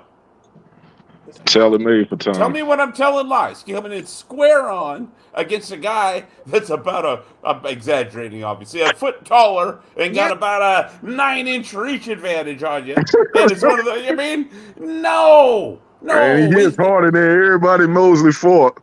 And what happened to when he fought a guy with just them dimensions? Do you remember Chris Vernon Forrest. Two times he got slapped around the and Vernon Forrest is nowhere near Tommy Hearns. Exactly. Not the power, nothing. This is what I'm saying. He's going to sleep. I'm sorry, Shane Mosley. I love you. I really do. I mean that. I got mad love for Shane Mosley and mad respect. But Tommy putting him to sleep. That's all wrong. Montel Griffin went off on me. He was cussing and everything. Tommy would be thinking about it now, though. Like, Prime Mosley would give Tommy trouble. He would. Yeah, he'd give him trouble. He'd give him some trouble. Oh, I think he'd land some punches and he'd put pressure on me. He goes to sleep round 5 or 6 beats. I think he's getting knocked out around 5 or 6. Nobody knocked out Mosley in his prime. Nobody knocked him out in his prime. He ain't fought no damn. He ain't fought no Hearns neither. I mean, you saw what Vernon did. We just talked about it. You saw what Vernon did, Beats. But he got up. Yeah, but he went the distance, didn't he? Like, but that ain't Tommy Hearns. That's what I'm saying. It's like that's Walmart Tommy Hearns. He don't even got the power Tommy Hearns did. He got dropped by him. And Vernon Forrest wasn't no puncher. Vernon was a very good fighter, though. Yeah. I wouldn't have Mosley favorite, but I think he could do well against Tommy. I think he could do well. Well, I mean, and also before we get people take it wrong. I mean, keep in mind this is the same guy that nuked Roberto Duran and made him look like nobody. And then went up though light heavyweight and beat up Virgil Hill. Yeah, exactly. Made him look like nobody. So I mean, Mosley's a good fighter, though. Mosley's a very good fighter. Oh, for sure. I mean, dude, you couldn't get a more like that rematch against what's my man's name? The crazy guy that smoked the cigarettes. Mayorga. He fought on Mayorga. Yeah. That highlight. He knocked him out with what 10 seconds to go, I think it was, or like exactly. Yeah. Picturesque. That's the kind of career he had. He had a great career. Mostly had a great career. I get frustrated when people want to start, pitch him in with Tommy Hearns or Roberto Duran. It's like, whoa. Can we just let him be, you know what I mean? Be really, really good or even great, whatever you want to call it, without having I don't think them guys really respect them 8 guys from the 80s. Talking to them boxers, they don't really respect them older guys. Well, I mean, to be fair though, Chris, they this goes back to what I was saying earlier. To be a successful boxer, you kind of have to have that irrational self-belief. You can't, you know what I mean? It's like I can't feel surprised. There we go. That they, you know what I mean? Of course, you know what I mean? Any boxer is gonna think, oh yeah, the guys that came before me weren't shit. That's kind of if you got no self-belief, you got nowhere in boxing. Exactly. And to be honest, and again, Beats, I think you have to have, at least not always, but most cases, it's an irrational self-belief. Yeah, of course it is. It's cool. Of course. In anything you do, you got to have that mad belief. You know what I mean? You got to have that belief. Yeah. His logic was that he got knocked out by Sugar Ray Leonard. That was in the 13th round. That was more from exhaustion. Yeah, and same day weigh-ins, by the way. Little detail you might want to consider. He wasn't exhaustion. Leonard beat the crap out of him, punched him up to the front. But he wasn't. But Mosley wasn't fighting in no 15-round fights neither. No. And also, we're assuming that he's going to do the same thing Sugar Ray Leonard did. It's like, bro, exactly. I love Shane Mosley, but he was not Sugar Ray Leonard. All right. I say, why are you comparing to them? Both of their names Sugar. Exactly.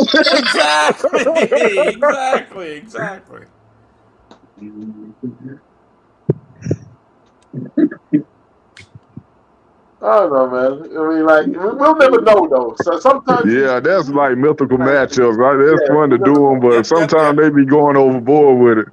That's like they got mad with you because you said Iran Bartley would have gave Joe Calzaghe trouble. Didn't Randy Shields take Tommy the distance at 147? Yes. Who? Yes, he did. Didn't Randy... Was it Randy Shields or another middleweight of that caliber that either had an argument for a draw or something like that. I'm having a vague memory. Harold Weston. Remember Mr. Bishop? Mr. Bashir tells us about Harold Weston. Yeah. And what weight though beats 154, 147? Because at 154, I think Tommy Sparks him. 147, man. 147. Yeah. You know what I mean? So, people gave Tommy had some hard fights. Yeah. Hard fights. It weren't all plain sailing. Some people are durable, and styles make fights. I think someone like Mosley, who he'd fight anybody, and the first thing you need that mentality that I'm not scared. Yeah. If you go in there scared, then you got no shot. Yeah. But someone like Mosley is old school. He's one of the few throwback fighters we've had. Fight anyone. All right. I'm gonna make the argument for Mosley. I'm dead serious. I'll try and make the argument for Mosley. So number one beats, right? Mosley is gonna have self-belief. I agree with that completely. And he is gonna put, because he knows about the dimensions comparatively, he's gonna be putting pressure on Tommy, I think.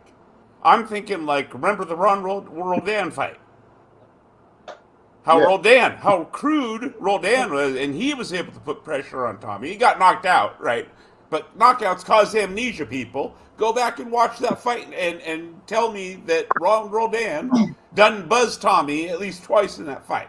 And wasn't that at middleweight though? Because Beats was saying at 147. Yeah, and Marvin Hagler is on the commentary, Chris Command. Yeah.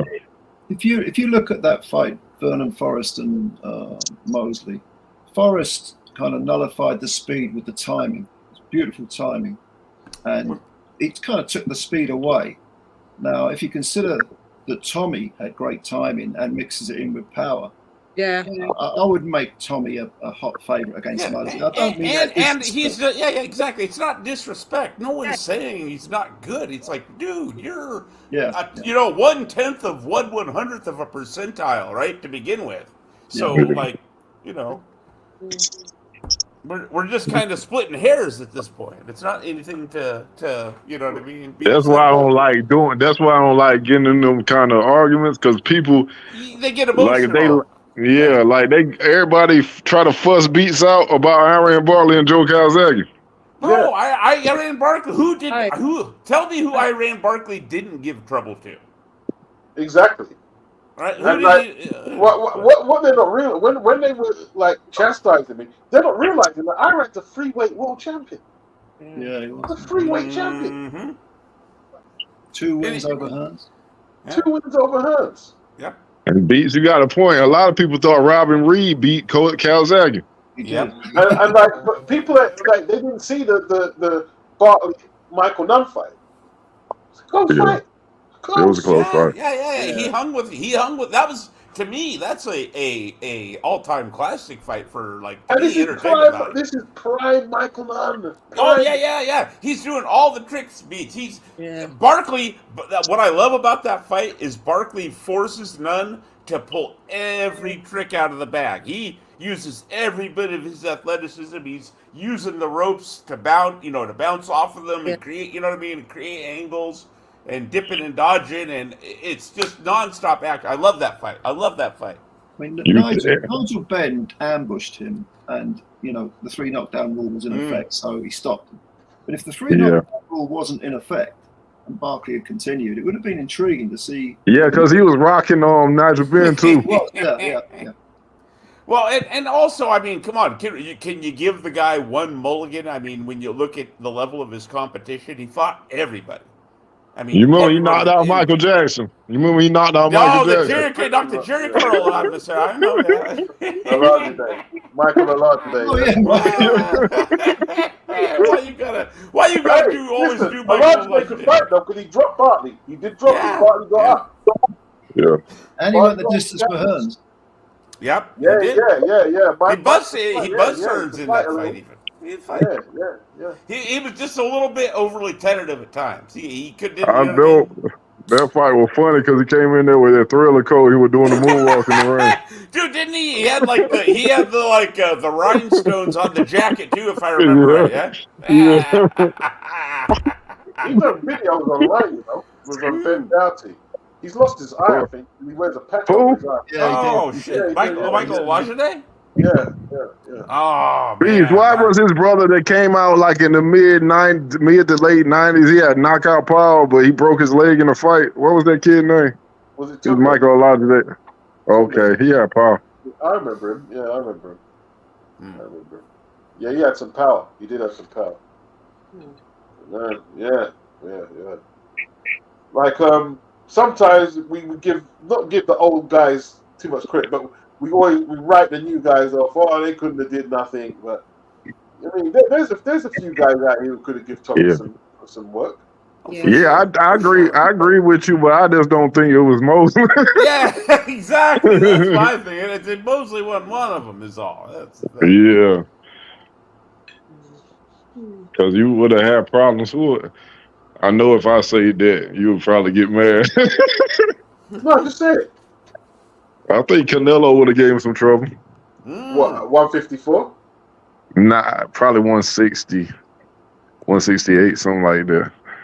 Not at 154. I don't think he kind of was good at more that. Skilled. I see where you're going. I see your angle. I think, Command. It's like a more skilled. Because I'm looking at more skilled version of Barkley. You know, short, stumpy, bulky, strong guy. Yeah.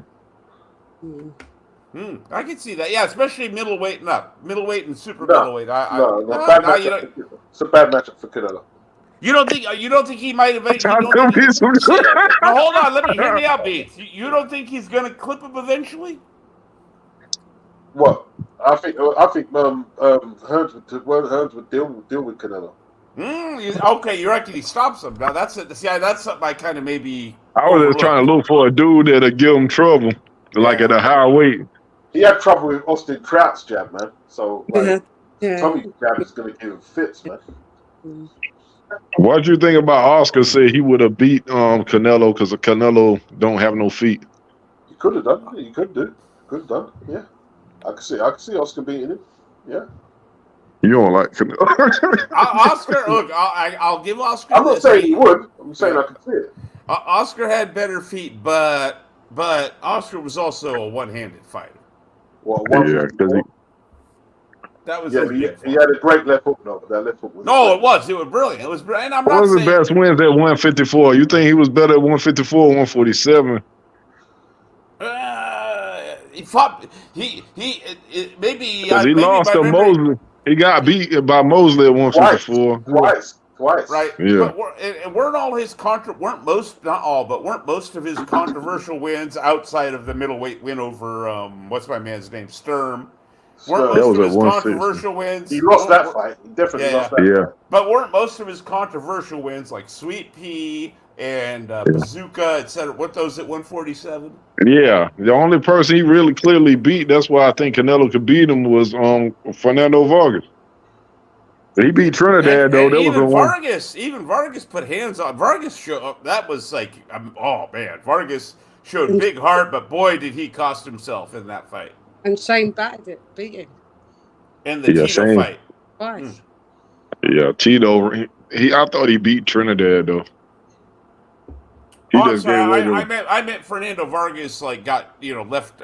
He got a lot taken out of him by Oscar and Tito. Man, look at all the fights they put him in there. They were damn near. He only had because he fought Ike Quartet, Winky Wright, Trinidad, Mosley, and Before 25, he was like 25, and he was already starting. You know what I mean? To show signs. It was sad to see. Did he fight Miguel Cotto? He did. That might be like Mosley did. Mosley fought him. Mosley fought Miguel. Fernando didn't fight. Fernando got beat by Ricardo Mayorga. I ain't like that loss though. Yeah, that's it. Yeah, Mayorga. I think he was washed up by the time Mayorga got him though. Yeah, he was. But that's what I'm saying. Was he even 30 by then? He had too many wars, man. He fought Quartet, he fought Winky Wright, he fought Mosley, he fought Oscar, he fought Trinidad. You don't put them and them fight. He only had like a fight in between. That's why I always say, Chris, in boxing, I can't remember what movie this is from. You'll probably know. It's not the years, it's the mileage. Yeah, he had bad matchmakers. We put him in all them fights for wars too. Yeah, by the time Vargas was what, guys, 30, he was nearly washed, if not washed. I think Winky Wright would have watched Canelo as well. Who? I do too. I think Winky Winky Wright beats Canelo too with that jab. Oh, now that's a nightmare for him. I agree with you guys 100%. That southpaw jab of his is unstoppable. He'd cut right through that guard. One of the best southpaw leads, man. He was very good at that southpaw lead, man. Winky. How about Kelly Pavlik and Canelo? Wow, yeah. What are you trying to do now? That's a good fight, though. That's a good fight. That's a good fight. Yeah. At 160. I prefer, you know, if I prefer in the net is Kelly Pavlik versus Golovkin. Oh, there we go. There we go. Yeah. That'd be a good fight too. Yeah. I'd love to have seen that.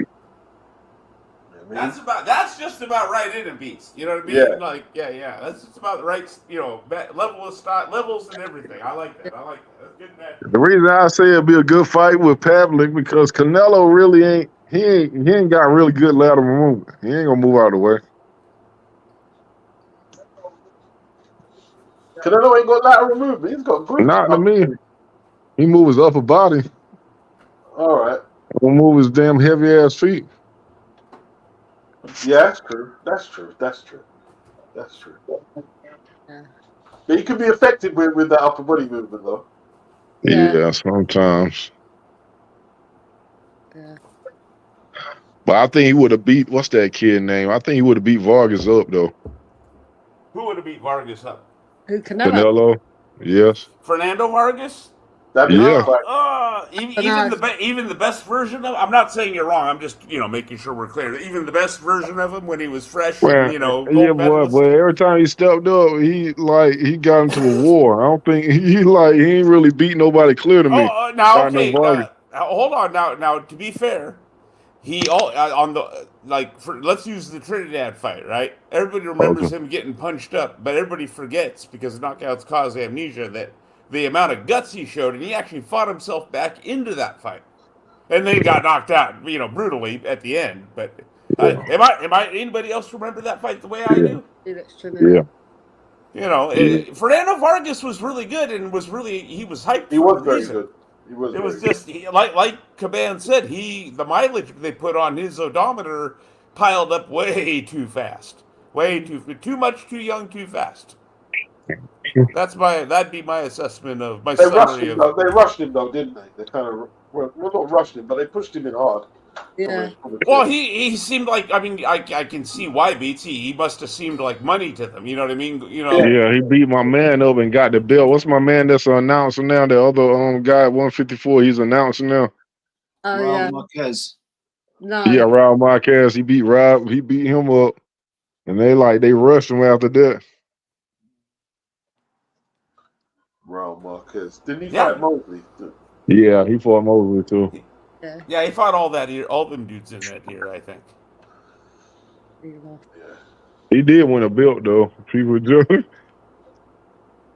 Yeah, Fernando, the Tito fight destroyed him. That just. Yeah.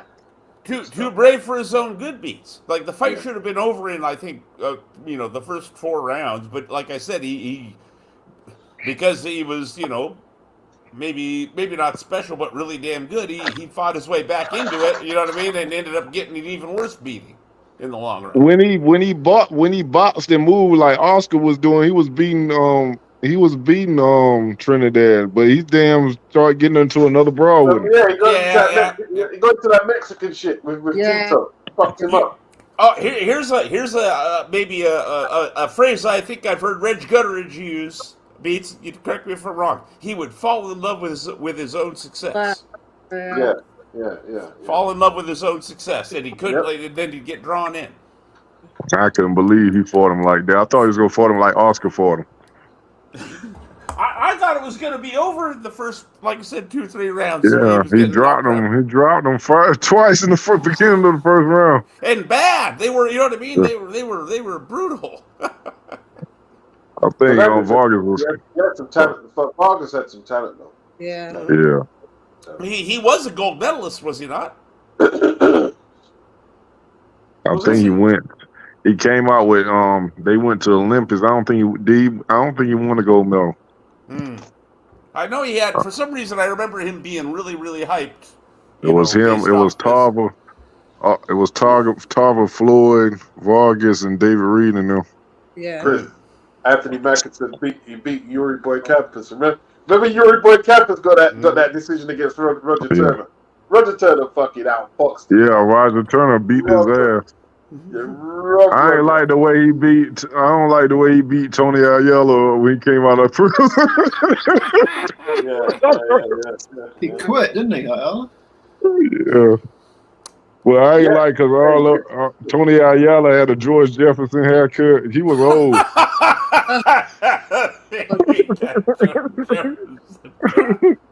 That man had some serious issues, bro. Yeah, some serious issues. Did he kill himself or something? I don't think he killed himself. I can't remember he died. But all I know, overdose, I think. Oh yeah, that's what it was. Overdose. His brother was good though. His little brother. Mikey. Is it Mikey? Paulie. No, Paulie. He was a Paulie was the younger brother. Oh, Paulie Ayala. Yep. Yeah. Tony just kept going inside. He kept reoffending with that sexual, them grape charges. Yeah. Just couldn't stop him. Yeah, because he was he was about to get a Duran fight before he went to prison. Do you remember? I remember watching it, right? Because where I was staying, they had all the tapes, and he used to spit on people after he beat them up. Yeah, he was mean as hell. Yeah, he was mean, but he had some issues, bro. He beat up Pepino Cuevas when he was 15 beats when they were small. Oh, he did? Yeah. Knocked the man out, beat the man up, and then spit on him. Man tried to get up, but his legs were too gone. What's going on? Damn. Yeah. You should hit people after the bell. I feel it's got to be said. Look, man, these are some of the kids that get drawn into this instead of worse things. You know what I mean? By boxing, Someone like Tony Ayala would have petrified Ryan Garcia. He would have. Oh my God! Oh, they wouldn't have fought beats. How about even? Let's not even be that mean. Let's not even be that mean and give him another Tony beats. Give him Tony the Tiger Lopez over there in Sacramento at the Cow Palace with all the fans of his. Yeah, that man when they took the fight, they wouldn't have put him in no fight like that. No, not in Sacramento against that guy. No. Yeah, Tony the Tiger, bro. Remember the two fights he had with Rocky Lockridge? Dude, he used to pack. Dude, I know you and Beats and Caban and you guys on the panel know this, but people listening, look up Tony the Tiger Lopez and the Arco Arena and how he would pack that place out in Sacramento. What was that guy from South? What was that guy from South Africa? He used to get good fights with that Beats said used to fight on the Brian he used Mitchell. to go to Brian Mitchell. That used to be yeah. I don't know. He was good. Brian Mitchell was good. Super lightweight. Very good. Was he junior lightweight, Chris? Yeah. Yeah. 140. Yeah. He was one of the only white fighters who would go into townships and fight. So he got respect. Slick too to be slick too from South. Yep. He beat Jim McDonnell in the UK, didn't he? That's right. There you go. Right, yeah. I used to like watching him fight growing up. Him and that little guy from Canada. What was that guy? Scotty the Bulldog Olsen. I got him on some VCR time. Scotty the Bulldog action fighter. USA. I remember him. USA. He was on a lot of USA when the Chris Caban. Yeah, he was on USA and Tuesday night fights. It was Tuesday night fights. No, it was the ESPN. What was Top Rank Cards too? Okay. I remember Scotty. Short squat slugger. Yeah, short guy from Canada. It was like a brawler too. Yeah. From Canada. Yeah, from Canada. Yeah, he was from Canada. Yeah. Who was that little circus guy? He got his ass beat by Little Duran though. Little Duran, what was his name? The little guy that beat him up. Michael Carbajal. Oh yeah. Oh God, there's the name. How about him and Chiquita Gonzalez? You want to talk about like little man fights that suddenly became big out of nowhere, right? If you weren't like following those weights. Yeah, Remember those fights? Yeah, became a I big remember deal. the fights against Chiquita. I mean, Chiquita like was all knockouts, isn't it? Like, Dude, and people, and it's again, KOs cause amnesia. I remember watching that not too long ago. I can't remember if it was the first or the second one, but my man Chiquita had Carbajal on the floor, nearly knocked out. Punched himself out. Yep. He was puncher, bro, puncher. Why them little guys don't headline the cards like they did back in the States? You remember? Because Michael Carbajal, what way he fought it? I forgot. See, because them days, they wisely put them in their hometowns. And it wasn't so much weight classes at all at the lower divisions at the time. And here's the third element, Beats, that would go to it, is you would see those guys leading up to, say, Chiquita Gonzalez against Michael Carbajal. I guarantee you, dollars to donuts, Beats, ABC, NBC, or CBS, right, is going to be airing a couple of their fights, both of them, right, leading up to that event on free TV where, you know what I mean, everybody would see it.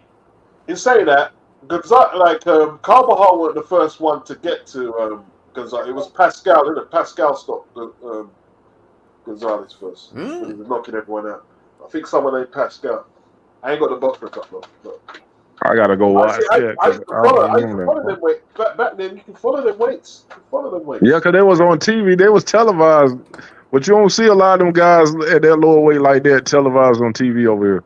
Yeah. I used to read about a lot of it as well. I used to read obsessed. KO magazine, because even if you missed the fights, we got YouTube now, but back then you missed the fights, you got to order them on the back of the magazine. Yeah. See, back then, man, like people talking about they Fire Stick and this, that, and illegal streams. Back then, if you didn't have the pay-per-view money or someone who had a satellite, you just missed the fight. You wouldn't see it. You had to order the fight on That's when you had to rely on somebody to record that stuff. I was just going to say, what usually happened, Virtuoso, right, at least in my neck of the woods, was there was always that one guy that had either the Americans on the panel remember the black boxes that you'd get out of the newspaper, right? Yeah. All right. Or when dishes came around, like Beats mentioned, the satellite dishes that would just get everything. Oh, right? the token box. That's what you talking about. Oh yeah, the black boxes. You know what I'm talking about. Yeah. And there would always be that one dude that had that and would record everything. Right, and then you could go hit him up, hey, $5 to make a copy or whatever the fuck, or some shit like that. They started putting them in the back of the. It was a guy, and he started putting them in the back of them classify. You remember that ad? Classify ads in the back of the boxing magazine. Oh God, he put them in the boxing magazine. Okay, now we in they had a KO magazine. They had classify ads or something back in there. Back in the day. That's asking for it. Yeah, but this dude, he had that whole career. Like, if you buy like George, like you buy Muhammad Ali, he had all Muhammad Ali fights, and he'll send like about 10 VCR tapes in the middle. Okay, I get you. Yeah, tapes of fights. Yeah, I've still got tapes of fights. Remember that? Remember they used the tape trading scene. There used to be a tape trading scene where like people would have. Oh, we didn't even have that. I don't think we had that over here. Well, let me clarify. If you looked in, because to find the black boxes where I lived, you had to go get what was called the Little Nickel ad, right? And that's where you basically anybody can just kind of post ads for whatever the hell, right? And you'd look through there to find the black boxes and the the dishes that would get everything, etc. Point being. That's how all this kind of stuff would come together, right? Like in terms of tape trading and that kind of thing. You'd have guys in there saying, "Hey, I got a Muhammad Ali, Joe Frazier, and Jimmy Ellis collection. I'm looking for Oscar Bonavina and George Foreman. You know what I mean?" You'd find ads like that, and that's how the tape trading scene works. But you see what that is, Doc? You see when you're doing that, that's when you know you're a true committed boxing fan. You see when it's all given to you here? That's why people complain about, that card's not that good, that card. But It's the same when you develop a music collection back in the day. Like you Yes, can't go sir. on YouTube or Spotify. You got to go to a record shop, Cold Snow thing. You know what I mean? Queue up. Or you meet people beats, all right, and you hear them play something, and you go, "Oh, what the hell's this?" Yeah, And then what's that? yeah. Yeah. And you go to the guy. Where's the imports? You sell all the imports. You better not sell all the imports, guy. I want to see what I want. Yeah. Yeah. And if you're lucky, you've got something that he don't know about that he's interested in, then that's Right. where the trade comes in. Oh, then to go chase something. Go get that. Get this song here. You know what I mean? We boxing here. We love that boxing, man. I got ass whooping those boxing. You remember on that token box, you buy the fight. Your parents went home, you buy the fight anyway. And that damn cable bill come in the mail. She come over there. Oh boy. I remember. You know what we do when it first started, Chris Caban, because my parents were separated when I was really young, right? And my mom lived down in Oregon, and for whatever reason, the cable station down in Oregon, when the pay-per-views would come on, the picture would be scrambled, but not the audio. So it was like the radio, having the radio, right? Like you'd hear Ferdy Pacheco and whoever announcing the fights, and you know what I mean. You just wouldn't see the picture. I've got hold that for a sec. Anthony Mack says, "Hold on, the zone showing an open workout, and Ryan Garcia ain't there. What's that? Why is it? Let me go check this. Let me do the investigate. Sorry about that." Oh my God! I knew he was going to get out this fight. I tell you, man. They said they got somebody on standby. I heard they were supposed to have a guy on standby in case he pulls some stupid shit. Yeah. Man. Who do you guys think they got on standby for when Fury fights? My man, I think Fury gonna fight him. You think he's gonna take his ass whooping? I think he'll take an ass whooping. Okay. He's getting enough money from Turkey, isn't it? From Turkey. Yeah. I thought you heard about the Haney versus Garcia fight. I said that Honorable Barbosa is going to be on standby. Yeah. Is that that's a better opponent in my opinion? I'm not saying Barbosa. That's more of a knock on Ryan Garcia than it is. I'd rather see that because I don't even rate Ryan Garcia, to be honest with you. Ryan is okay. Am I being overly harsh, or is Ryan strikes me as the guy that's going to end up in the Jake Paul section of boxing? That's what he's aiming for. Isn't that what where his trajectory seems to be headed? Because he does have a following for whatever reason. I'm gonna make you laugh. I'm about to make you laugh. He's headed towards Joe Hip. You remember Joe Hip? That's Joe. I don't. Yeah, Joe Hip fought real fighters, Chris Caban.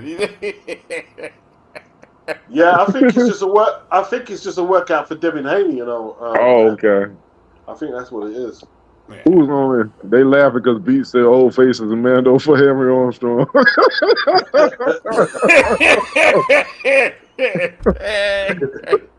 I love how Old Face Killer has become a thing because of you Beats. So, yeah.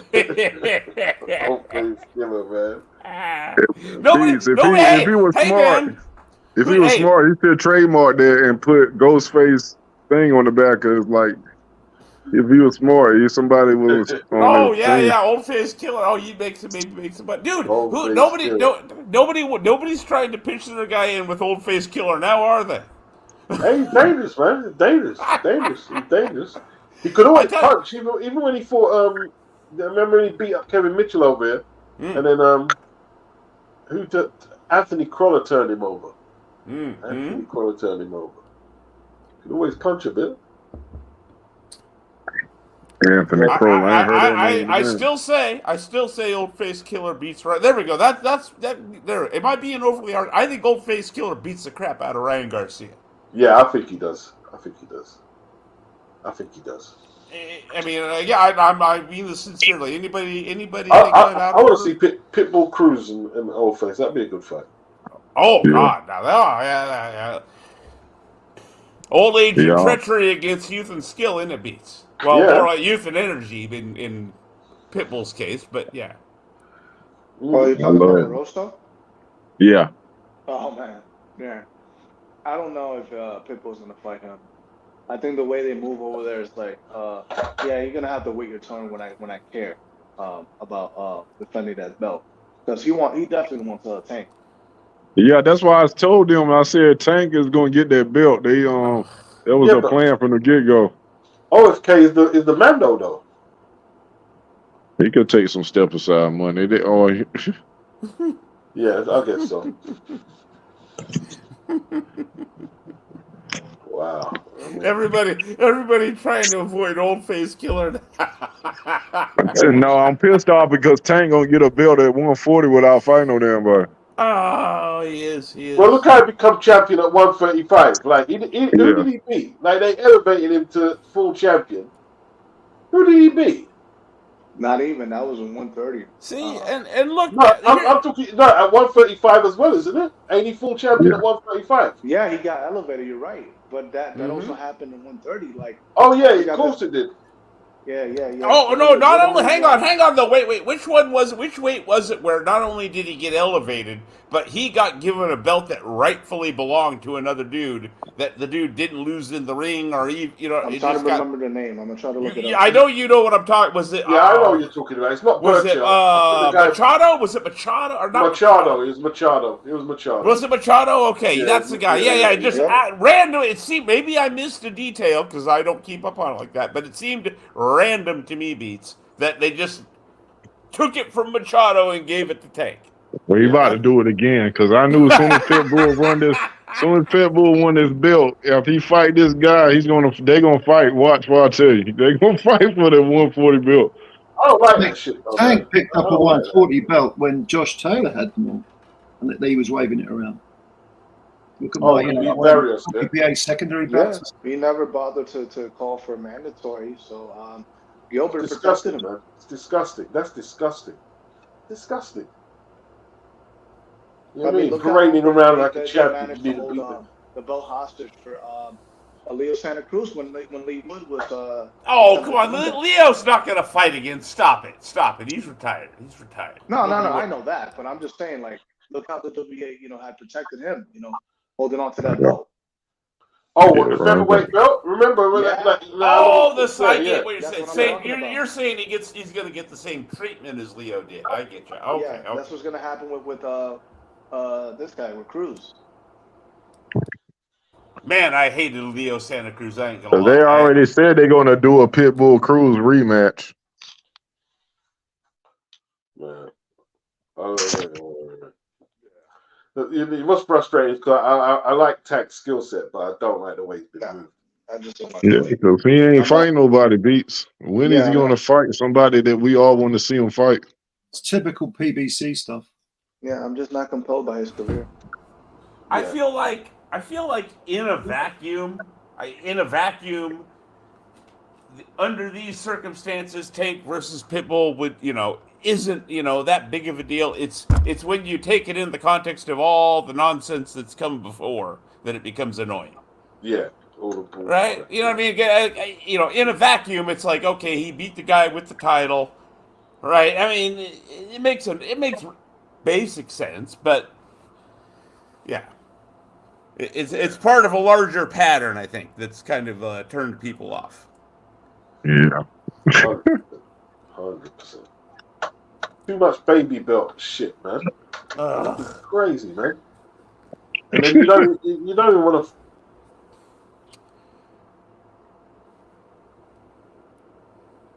Tank didn't want to fight Josh Taylor. Why not? What, he couldn't do what T.O. did? He got that little confidence. Well, I mean, Beats, I still need to be convinced, going all the way back to the Pedraza fight, I still need to be convinced Tank has any real say in his career. Because he has been helicopter promoted. All right? They talk about helicopter parents. He's had helicopter promoters. Swooping in, shutting down Lomachenko fights and everything from the moment he kind of turned the corner from prospect, you know what I mean, to on the world stage. Yeah, disappointing, man. It is. It's very, very. It's a waste of talent, one way or the other. Yeah. And he's older now. He's older than Devin Haney and Teofimo Lopez, and they fought better guys than him. Yep, and Devin was fighting them fights in Mexico when he was, Jojo 15, Diaz 16. has fought better like competition than the Tank. And Boso's too. Yeah. Yeah. But yeah, That's what's like ridiculous, man. yeah. Did you guys Ugh. manage to talk about this Saturday about Henderson and Lemos? I'm hearing that's a very underrated fight. Well, what have you heard? What have you heard? Well, this Lemos guy is like supposedly got a huge knockout, ratio, but hasn't fought anyone according to Richardson. But this might be a compelling, matchup, low key. I don't know. I keep looking at the Lee Selby fight. Lee Selby had him cut. He was out boxing him for a little while, stunned him a few times. Right.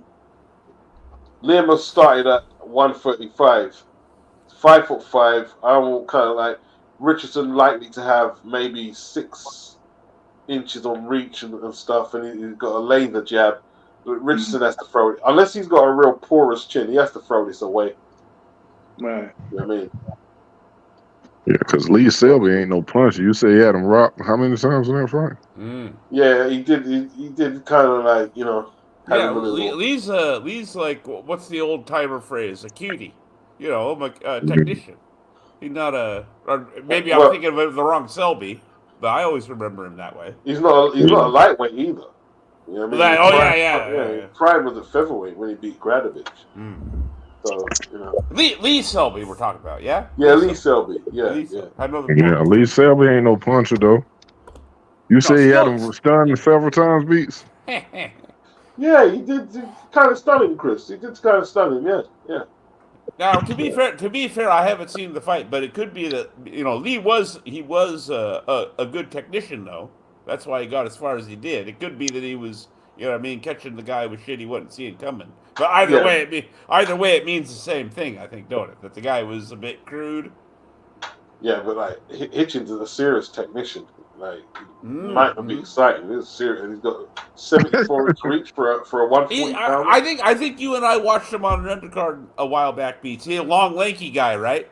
Yeah. Yep. When he uses that jab, he was fight. I can't remember who it was, but he was fighting the shorter guy that had like the regional title, and he managed to win. But yeah, when he uses when he sticks on his game, he's pretty tough proposition. Pretty tough. Lemos has got a lot of fights like against lower position, early wins, and over 12 rounds. I think in the second half he's going to feel the pace. I think Richardson Hitchens outboxes him easy. Yeah, I would have thought easy points win. Yeah. Yeah, I watched that fight. I ain't missed a fight this year so far. The last time I remember the fight I'm talking about that I remember seeing Hitchinson in, that was the tactics that his opponent tried, was to try and put him under pressure, and all it did was get him a beating. So what about Sky Nicholson? Can she beat this Mumford? I mean, I don't know. Man, they throw some of these girls in the deep waters early, don't they? Like single-digit fights in there, you know what I mean? Yeah. Fighting for eliminators and if not titles and all that. Because they don't have the gene pool, so they can get to the championship stage a little. That is kind of that's we talked about before. That's kind of how they've gotten their foot in the doors, but because of the lack of gene pool, they have to.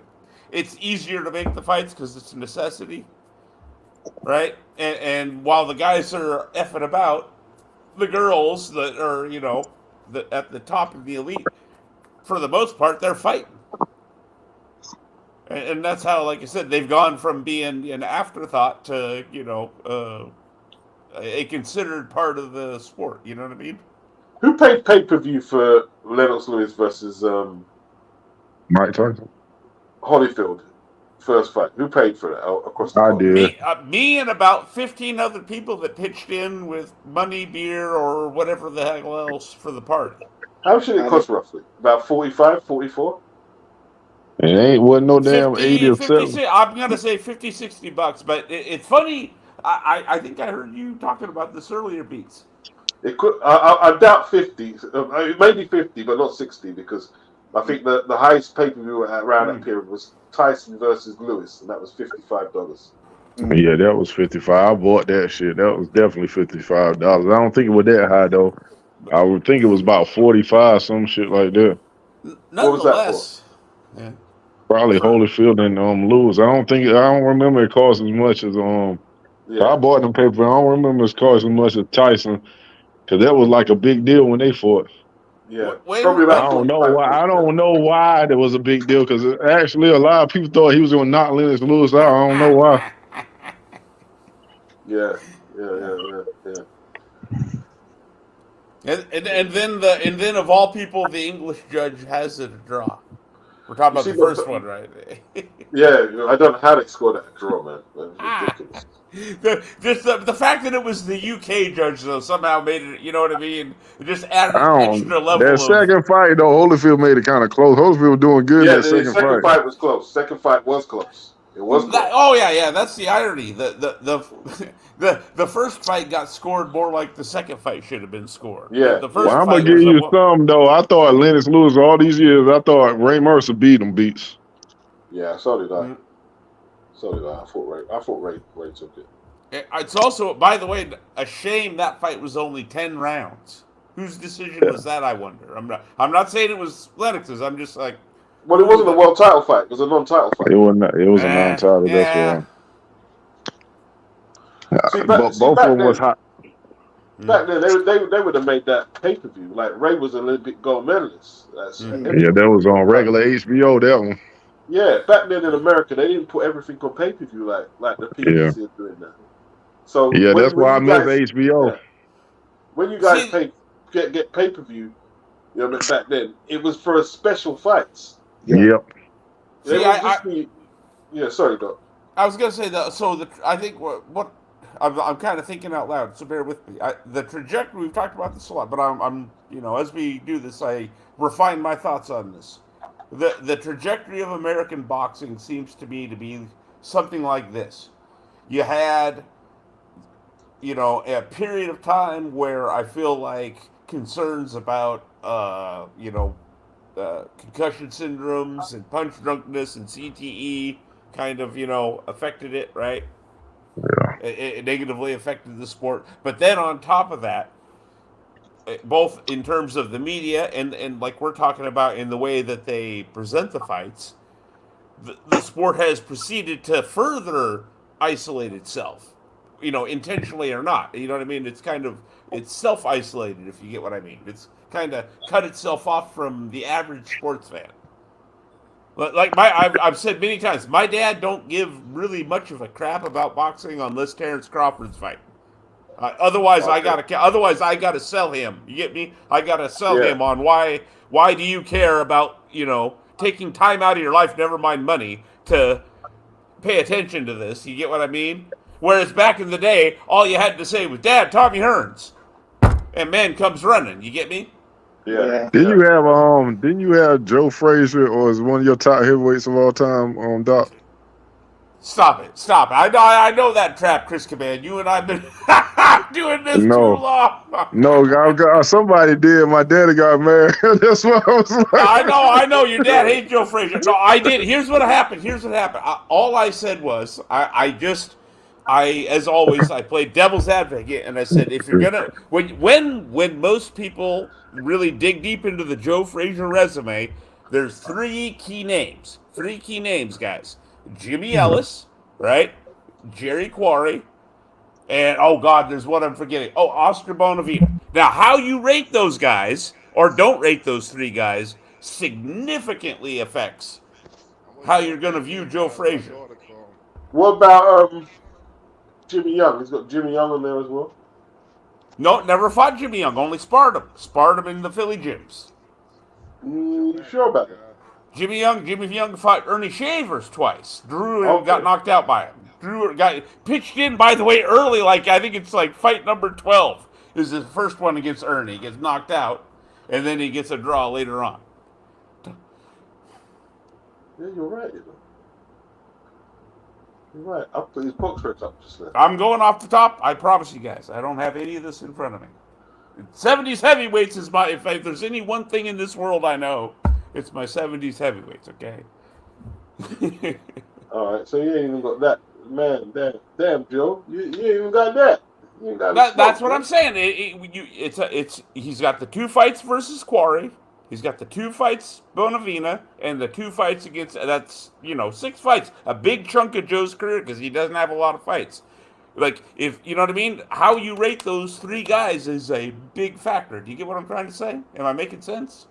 Yeah. Because if you rate Quarry, Bonavina, and Jimmy Ellis, right, and there's arguments, in my opinion, to be made for their qualities, then I think it puts a little bit, more positive light on Joe's resume. But if you don't think much of him, yeah, Joe's resume starts looking rough, bro. Starts looking really rough because you got Fritzy Zigowitz, Ron Stander. I mean, Buster Mathis.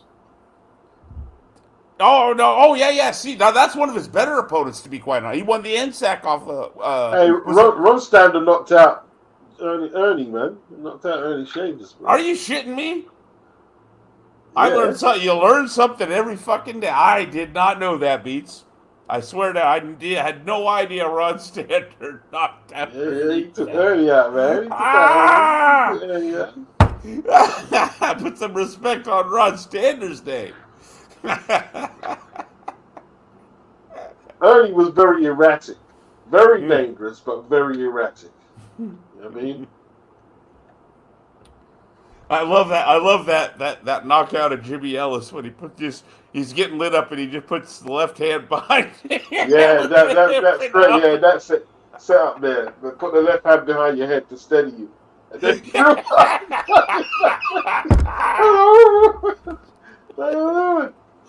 that to Joe Budley, But Budley got back up, but he didn't come out for the next round, man. The bleeding, they couldn't stop the bleeding, right? Didn't he start bleeding the nose? They couldn't stop. They broke his nose. Wow. Ernie was that dude. Ernie was that dude, man. He dubbed Jimmy Ellis in, bro. And Norton, and he maybe got Norton as well. Oh yeah, Norton got pinned in the corner. Wow. That was like a classic Howard Cosell call. Wow. Yeah, well, because Shavers let's see, he fought Ali in 77. Now, and if you want to take the announcers at their word, he made more money for that one fight at the Garden, right, than all of his 50-something fights previous. Wow. And then he fights Larry, and then he fights Larry again. He, you know what I mean? He had like a Indian summer in his career, right? After no title shots, you know what I mean? Fighting guys like Lyle, losing in his backyard, for example, right? He finally got his shot, and then he got his shot, and then he got his shot, like late in his career. But hey, he got it. And boy, that second fight with Larry, where second fight was crazy. Oh man! Yeah. How did Larry get up? How he got up? I don't know. I swear to this day, when I saw it live, Beats, it looked to me like Larry went horizontal in the air completely before he even hit the ground. That's how hard Ernie hit him. He was crafty though, wasn't he? You see, he tried to avoid the referee's gaze. Don't let the referee look in his eyes. Mm-hmm. He was out on his feet for a moment, man.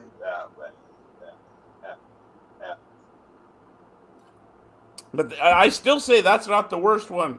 The best recovery of Larry's career was in Snipes, because he got the double whammy. The right hand knocked him near the silly, and then he fell face first into the turnbuckle down there in Florida. I'll tell you what, man, it was a controversial stoppage, that as well. Mm-hmm. Very controversial stoppage. You know what I mean? They had to arrest Ronaldo during the post-fight interview. Did they? Yeah, I swear to God, they got Ronaldo, they got Howard, right? Yeah. Sitting there, and he got Holmes on one side, Ronaldo on the other, and Ronaldo just won't let it go. Finally, Holmes, of course, being the salty character he is, ain't gonna have it, right? And long story short, yeah, the cops haul Ronaldo away. That was almost a perfect right hand, though. The the snipe. Oh, it's brilliant, Really brilliant. perfect. Yeah. By the way, pretty damn good fighter. If you look at the body of work and like all the footage you can find of him, Ronaldo Snipes. Yeah. Didn't he have like mob connections? I think. Not now you might be giving me new info. I hadn't heard that. Well, hadn't heard that. you know, Sammy Gravano, Sammy the Bull Gravano. When he testified, he mentioned one of the issues was fixing boxing matches, and he mentioned Ronaldo as a kind of a mob-related guy who was meant to, you know, roll over for someone. I can't remember the details. It's in the testimony that he gave to the Senate. He was. I'll say this to. I'm not saying I agree or disagree with what you just laid out, but I will say this: my humble perception of Ronaldo has always been that he was a bit of an underachiever, more talented, you know what I mean, than what he managed to accomplish. I'll tell you what, right? That is one tough motherfucker, boy. Remember he fought the South African guy? Oh, Garcia, right? No, he won. He beat because he fought Johnny Duplay. Yeah. Oh shit. Okay. And Duplay was putting the hands on him, and he had that cut in his mouth, like Snipes did. But somehow, man, he gutted the guy out and stopped him in the 7th. That's the serious cut, boy. He was like horrible cut. Beats, you're gonna love this. Speaking of Snipes, you know how we like to call Gerald Washington George Washington? Yeah. Ronaldo Snipes actually fought a George Washington, and it gets better. The synchronicity gets better. The George Washington was a former football player. I swear to God. Wow. I swear to God, and it's one of the best knockouts you'll ever see in your life because he completely Snipes does. He plays complete possum and suckers the guy in, right? Knocks him down once. And then they kind of like, you know, fight back and forth a little bit. And then he pulls the same trick and knocks this guy that's about 6 inches taller than him right through the ropes. Wow. Yeah, and Ronaldo Snipes, George Washington. I'll put it in the backstage. He was always an entertaining fight, even against Tyrrell Biggs. And he lost against Tyrrell Biggs on points. But that was one of Tyrrell Biggs' more entertaining fights. And he fought a lot of them. He fought a lot of them other heavyweights. That he was in that mix. He was really in the thick of that mix. Yeah. Was it him who took the beating off Gonzalez? You know, the big is it Cuban guy? Jorge Luis Gonzalez. Oh yeah. That was an old. To be fair, that was an old. Yeah, it was by then, but yeah, he took a pasting. But I mean, that was his last fight. I got the boxer cup. That was his last fight. Jorge Luis Gonzalez. Oh, my bad. I stand corrected, Beats. It was not George. It was Lionel Washington. Oh, I know that name. There we go. I remember he fought Michael Dokes. Lionel Washington. Yeah. But yeah, he was the football player prospect type guy. And, yeah, I remember Anthony Mackin says, give Joe his props. He beat Ali 10-5 for me in the fight of the century. He'll always be remembered for being the first man to beat Ali. And he fought in like there's no overstating how in the moment big that fight was. Like literally, like, you know what I mean? Again, complete casuals to the sport that are old enough, you can just ask them, where were you, right? In 1970 when, you know, Frazier fought Ali. Oh, I was at this house watching it. Or, you know what I mean? People that have no otherwise interest would have never otherwise cared about the sport. It changed the game, didn't it?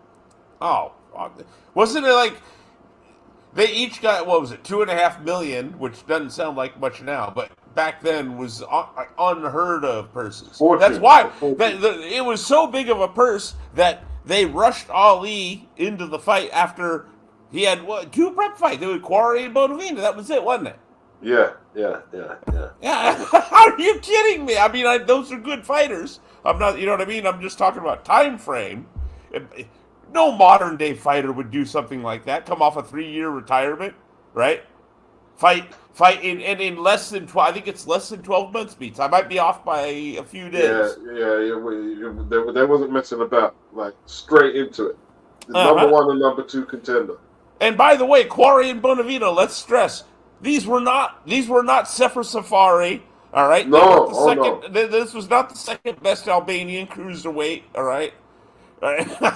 They were ranked number 1 and 2. Oh. Number 1 and 2 ranked. Bonavita was a beast, beats.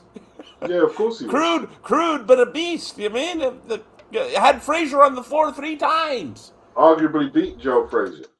Nearly derailed the career. Yeah. Also, not for nothing, participated in the WBA tournament. Okay. With Quarry and Ellis and Floyd Patterson. Right? How did you like Jimmy Ellis? Didn't he deck Bonavita? Like that was just out of the flipping. Yeah, got him with the sneak right hand to hit. Yeah, got him with that. He did the slip and roll sneak right hand. That's like Jimmy Ellis's patented thing. And decked him. That's what won him the fight with Bonavita. Jimmy Ellis was a middleweight, man. And he had to beat Quarry in the final. Yeah. Yep. Did he? No, I don't think he fought Patterson. I think Patterson. Patterson and Quarry. Knocked out Patterson. Well, he knocked him out of the tournament, but they had to fight twice. The first one was controversial between Quarry and Patterson. Check that. You can go back and look that one up, guys. Those listening. Right. Yeah, there's 2. They actually fought twice for the circumstances of that tournament. Because the first one, I can't remember the exact deal, but it was that controversial. They went ahead and ran it back in the context of a tournament. Yeah. Made it happen, beats. They made it happen. That was for the vacant WBA when Ali, when they took Ali's, license. Took Ali's license. Yeah, they had to fight it out, and then Joe. Now this is where like Caban's dad would probably say he took the easier route. I went after the Insack. Although he did have to fight Buster Mathis Sr. in his prime. I thought Buster. I always defend Buster Mathis Sr. as a talented guy. Now anybody that's 300 pounds that can move like he did, that's a talented guy in my opinion. He had some talent. Mr. Mathis Sr. He was an Olympian of some description. He definitely was. Yeah, he was an Olympian. Yeah. He beat Joe in I think as an amateur. I think he actually beat Joe. Yeah. Did he beat him to make the team and then get injured, and that's how Joe got on? I think so.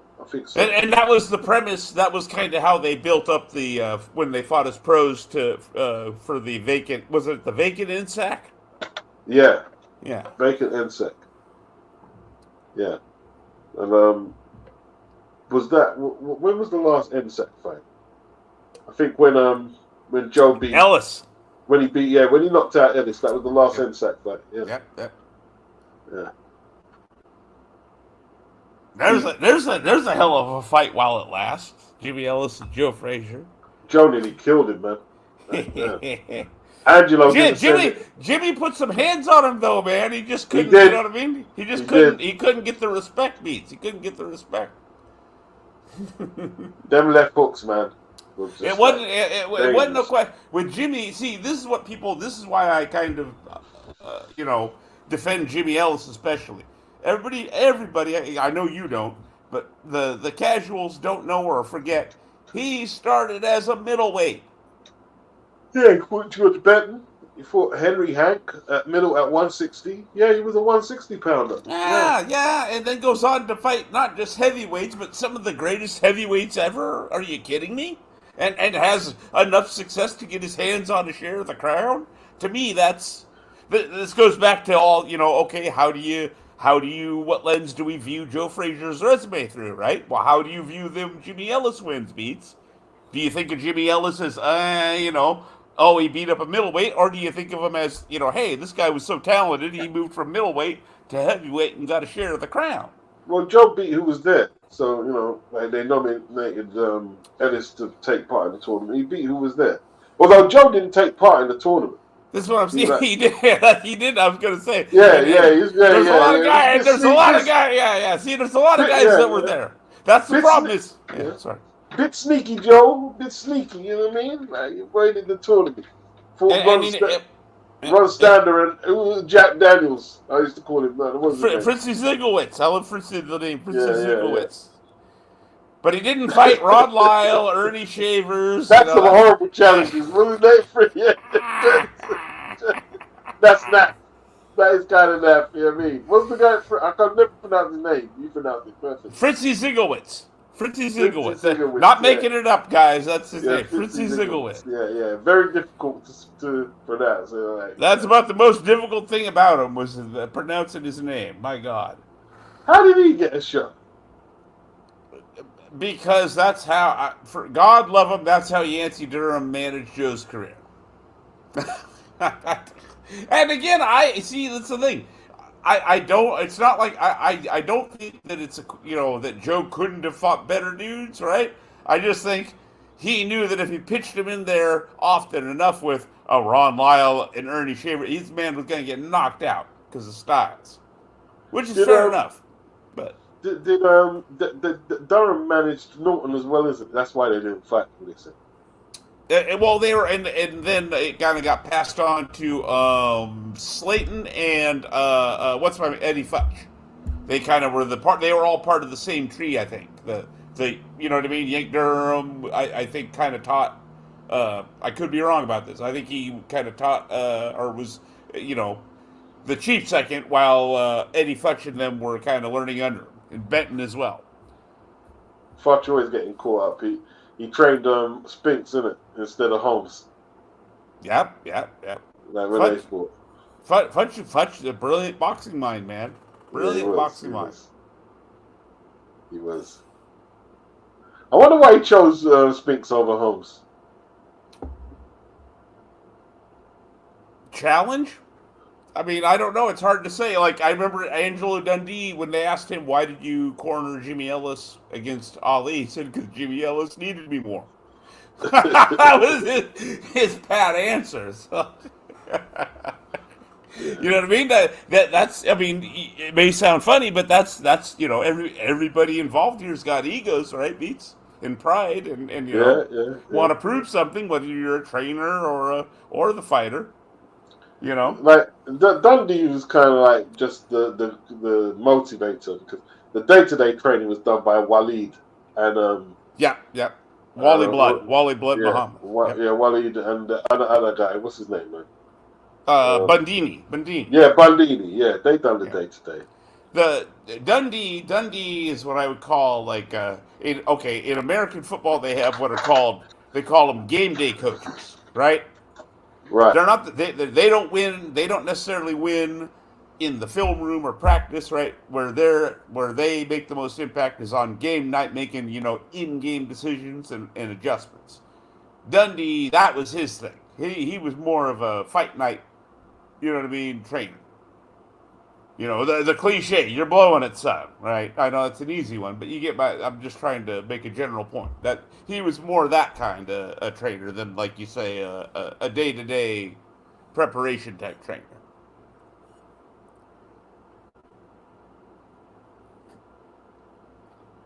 And I think Durant had a similar thing because he had, who were the two guys he had? And I'm going to have a blank. Ray Arcel, yep. And what we had one guy that I can't remember. We had Ray Arcel, and he had another guy. Was it Freddie Brown? Freddie Brown. Okay, so one guy. I can't remember which was which, but one guy was basically fight night strategy, and the other guy was preparation. And Sugar Ray Leonard, it was Dave Jacobs and Jack Morton. Yep. They done the day-to-day. Exactly. Yeah.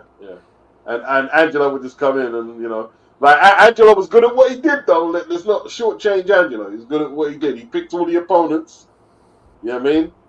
And when they tried to tried to push Ray in with Tommy prematurely, he said no. I loved your story about how you went into the details about how Angelo didn't just he came cut off. Didn't he cut off his vacation? Cut his vacation. Man. when he found out about that. Yeah. No, bro. Yeah.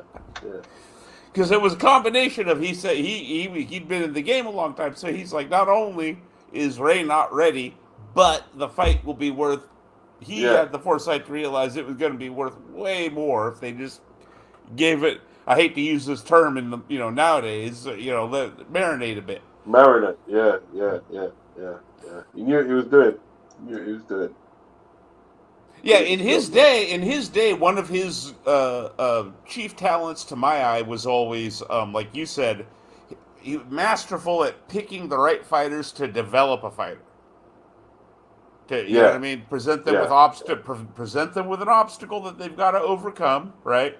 Of course, you're the point of it is for your guy to come through, but you want it to be stiff enough of a test that he learns something, right? 100%. That was his. He had the masterful touch in his prime. I think that was his biggest gift, was knowing just put his guy in just enough deeper water. You know what I mean? Just enough deeper water. Yeah, you got to know how to time it, man. And he was great at that. It's simple. Look at Sonny Banks, right? What's my man's name? Left hook guy from over there that he fought twice. Henry. Henry. All right. All these fights, they're not by accident. Doug Jones, none of this is by accident in my opinion. Doug Jones was an eliminator. Well, yeah. But even then, that was preparation. Yeah. All right. He had to go through something like that, 100%. All of this. Billy Daniels was another good test for Ali when he's coming up. Mm-hmm. See, we're getting into the deep cuts now, see? Yeah, good apprenticeship, man. Very good apprenticeship. That's another thing that's missing. I'm not saying it's only American boxing. I'm just saying I only know for sure that it's in American boxing, right? Our apprenticeship and our amateur system, everything. I know I've said it, beat it to death. I don't care. It's in shambles, beats. It's a disgrace. Yeah. Like no gold medal since Andre Ward. Is that still the case? Yeah, it's not even. I couldn't even tell you who our prospects are. Like I said, if you're a casual sports fan, good luck finding amateur boxing in America now. Where it used to be, again, granted, this was back when there was basically 3 terrestrial channels, ABC, NBC, CBS. They would, at least like about once a month, you'd get like Golden Gloves boxing.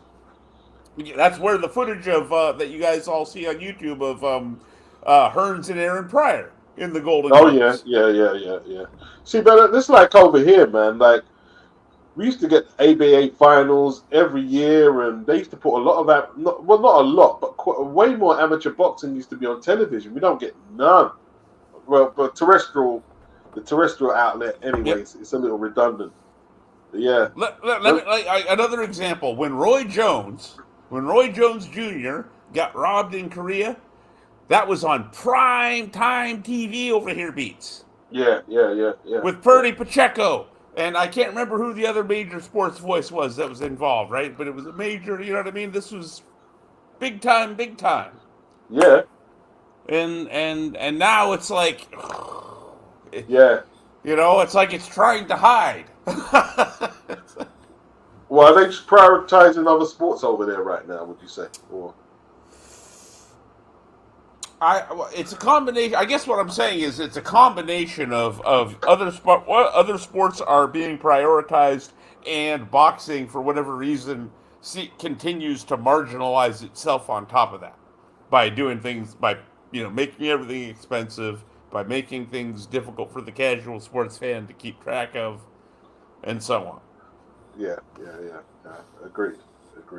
I mean, like, there's a reason when we talk American boxing, the only name my old man knows that's active off the top of his head, right, is Terrence Crawford, because he was on ESPN a bunch, all right, and my dad took a liking to him, and that's that. He likes Terrence Crawford, all right. If I tell him Terrence Crawford's fighting, I don't have to explain anything to him. He'll go for it. Anthony Mackin says NBA and NFL dominates US sports right now. But country mile. Wow. 100%. College. I would say even college basketball and gridiron are bigger. What about stuff like wrestling? Like, how big is that? Is that still really big in America? The pro wrestling? Yeah. Bigger than boxing. Wow. Bigger than boxing. And that there you go. That's a good measuring stick too. Yeah.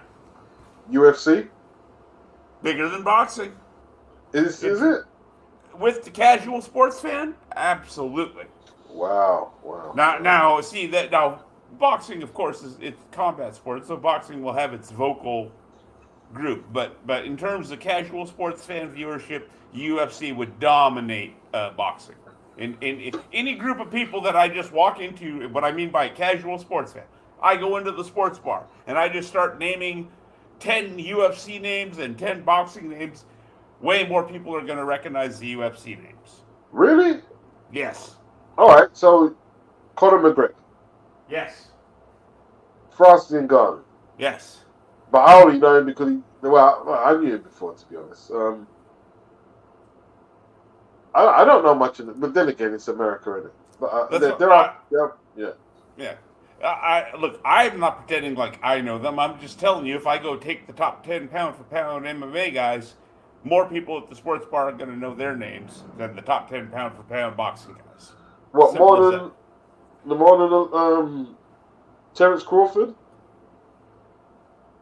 No, what I'm saying is, out of the 10 names, they will recognize more of the names. Oh, okay. That's what I'm saying. They'll recognize way more of the names. Like everybody probably. a lot of people know Crawford, Tank, and Cannoli. All right, like those are fairly. Those are about as ubiquitous as any boxing names get, at least in the West Coast here. And after that, it's about it. Like, I was arguing with a guy the other day, right? He's like, well, who's gonna beat Tank? And I'm like, I don't think he can beat Devin Haney. And he's like, he barely knew who Devin Haney was. Right. Not because he's a ignorant individual, just because he's a casual fan that pays attention to what's put in front of him and goes about his life. And that's where I'm saying American boxing is failing. It's not making itself accessible to the casual fan, and it's been a problem going on for. It seems like for as long as you and I have been talking. Yes. And it's sad to see. It's really sad to see. As a guy that grew up with arguably the greatest generation of heavyweights on free TV every weekend. You know what I mean?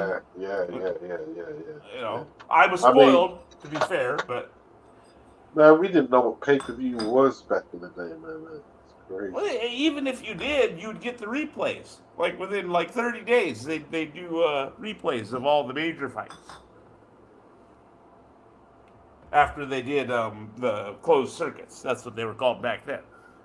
Oh, yeah, the closed circuit. Well, we had closed circuit in the UK. Mm-hmm. Although I've never been to a closed circuit event. Never been to. Not even like a bar or theater? No, I never went to a closed circuit event. Never. I went to a couple. They were good fun because they were in big cinemas like Leicester Square. I went to a couple in Leicester Square, and it was a lot of fun. You guys will love this. I seen Holmes versus Jerry Cooney, right, at a drive-in movie theater. How about that? You had to hook up back when you had to hook up the thing to your radio and all that. Wow. I don't know if you guys had those over there, but yeah. That sounds quite exciting, man. Driving what it is, Beats, is it's an experience that no longer exists. Like, I don't even think drive-in theaters exist anymore. Maybe I'm wrong, but you know what I mean?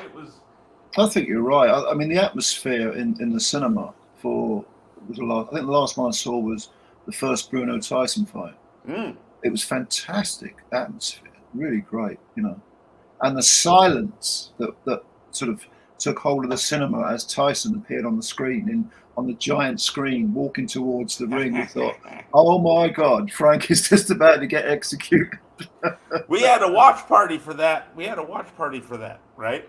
Yeah. And I'll tell you what, man. We all people. It's easy again. Knockouts cause amnesia.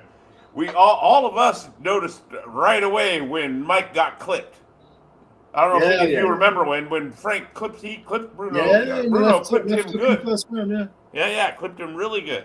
Really good. The whole cinema stood up. It was amazing. I mean, the atmosphere was fantastic. Like, oh my God, he's hit him, he's hurt him. Yeah, it's great. Good memories. And it's easy to say in hindsight, those were kind of the first signs of, some people say, the chinks in the armor. Because I think that's when, the camp and everything started changing. Was Kevin Rooney in that? Did he train him for that fight? I think he did. But did he? I don't think he did. I don't think he did either. Was that the first time he was out then? I think he was. And it showed.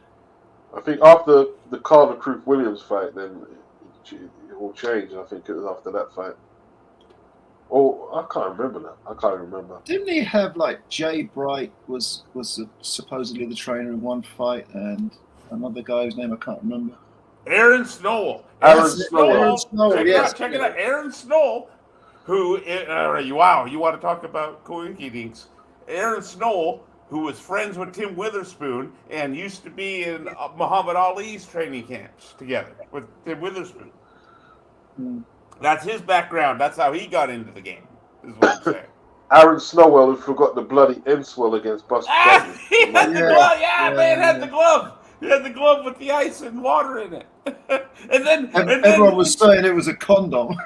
right. And the best part is when they showed the slow-mo in one of the documentaries, and he accidentally gets his necklace caught between the glove and Mike's eyes. So he's shoving this metal necklace into Mike's eye. Yeah, that was ridiculous. But it's sad because Aaron Snow actually did have a background. He wasn't, he came across somebody that came in off the street in that fight, but he'd been around the game since the 70s. Yeah, he was out of his depth in that one. There. Yeah, out of his depth. Exactly, Beats. Yeah, he was. Well, and I bet the team probably reckoned they could just kind of roll Mike out there against old Buster, and you know what I mean. But they thought Buster it was going to be like plans. a Tony Tubbs fight. They thought he'll get rid of him in a round or two. Lost his belts, man. Lost his belts. Should have listened to Mickey Duff, Beats. Should have listened listened to Mickey. Mickey warned them. Mickey warned them. Yeah, there was no one to listen though, because by the time Dom came, just running rogue with Mike's career. Yeah. Yeah, man. Hey, listen, guys. Yes, sir. Be good. Yeah, nice. Yeah. We'll definitely do it again. You know what I mean? Appreciate it, Beats. All right, Thanks appreciate it. All right, Yeah. Joe. Dot. Big up. Everybody hit the like. Peace. Have a good night. Peace.